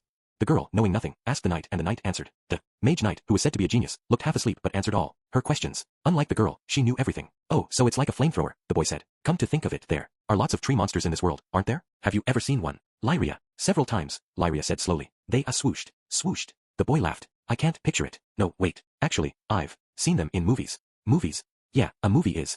Her life as an interpreter was nothing like her life before. Everything was fresh. Every time the boy learned something about the world, he smiled his easy smile, and every time, the girl's heart sang. At first, she thought nothing would change. She thought everything was over for her. But she could dream about the stories the boy sometimes told her about his world. When the knight answered the boy's questions, she felt her world expanding. She learned that this world was unimaginably vast and full of all sorts of people she had never known. A little while after the boy came, she realized that her food had taste. Her ears opened to the chirping of the birds when she woke in the morning, and to enjoy the warmth of the sun. She felt alive. She believed her stint in hell was over. The boy had come to save her. He had come to pull her out of this long, hellish cycle. She had been born to meet him. Now, her real life would begin. This is fate, she thought. The boy was so strong and so gentle, and such a support to her, that it seemed true. But fate betrayed her. War engulfed the kingdom. The girl knew that every time this war came, it swept her up and she died. She knew it better than anyone. But there were things she didn't know, that the boy had been summoned to win the war, that the kingdom's prophet had advised that they summon a champion from another world and have him fight for them, and that after the kingdom had taken the prophet's advice and spent 10 years summoning the boy, they were now at a point of no return. The girl knew nothing, and the boy fought. He did not know war, however. The people of the kingdom knew that the boy did not know how to fight, yet. Still, they sent him out on the battlefield. They clad him in armor, put a sword in his hand, and placed him on the army's front line. This was what they had summoned him for, and the boy died. He was mercilessly cut down on the battlefield. As he stood there on trembling legs, an enemy general cut his head off in a single blow, and he died. The enemy general took his head, so it was only his body that came back to the girl. The people of the kingdom, when they saw the dead boy, only sighed and muttered in disgust that, in the end, their champion from another world had been useless. They had been fools to trust the prophet's ravings. The girl embraced the boy's corpse and tried desperately to restore him, but it was futile. Already more than a day had passed since his death, and he was beginning to rot. The girl's power was of no use here. She wept and screamed, asking why must she always suffer so? Why was fate so cruel to her alone? She wept, but not only out of grief. She felt like fate was toying with her, laughing at her for trying when no matter what she did, she was doomed. She was overcome with a sense of powerlessness. Then, the kingdom fell. The girl was captured and, as she had every time before, died in the depths of despair. Unlike every time before, the girl made a wish. For the first time since she was firstborn, she wished and wished with all her heart, I want to live. Not that she didn't want to die, or that she wanted someone to save her. I want to live with him.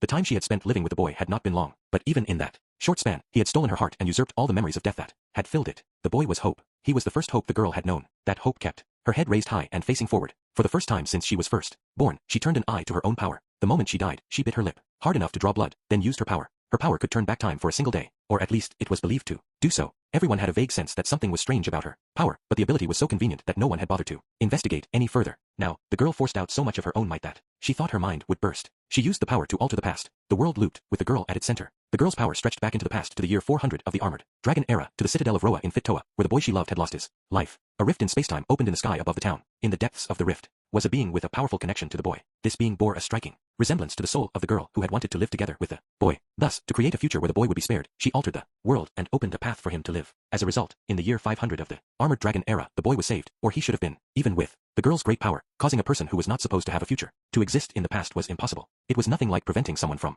being injured or contracting a disease. Though the rift in spacetime remained, the being within did not come down into the world. The girl's power became locked in a bitter stalemate with the power of the world itself. The world moved on, uncaring. 400, 401, 402, 403. But as it did, a single lost soul found its way through the rift. This soul bore no connection to the boy. When the boy was transported, before the girl's power had been used to summon him, this soul had simply happened to be close by. But it was a soul, and so it managed to slip unseen through the rift, even as the world was trying to block it up. The soul wandered aimlessly for a while, until it came across an infant on the verge of death and slipped inside it. That soul belonged to the person who would be named Rudius Greyrat. Rudius Greyrat's existence left the smallest of alterations on the world. He changed the thinking of Roxy Magurdia, he derailed the life of Sylphiette, and he imparted knowledge to Eris Boreas Greyrat. These actions weakened the world's ability to resist, and the rift expanded outwards. In the year 417 of the armored dragon era, Nanahoshi Shizuka was summoned. Rudius Greyrat's existence had altered the world more than the girl had hoped for. It was only supposed to have been enough change that the boy would be saved, but it did not stop there. History branched off in an unknown direction. The world changed. It is impossible to know if these changes were those that the girl wished for, as she has not yet been born. A few years after Rudius's death, she will be, in exchange for the loops, she will be born as an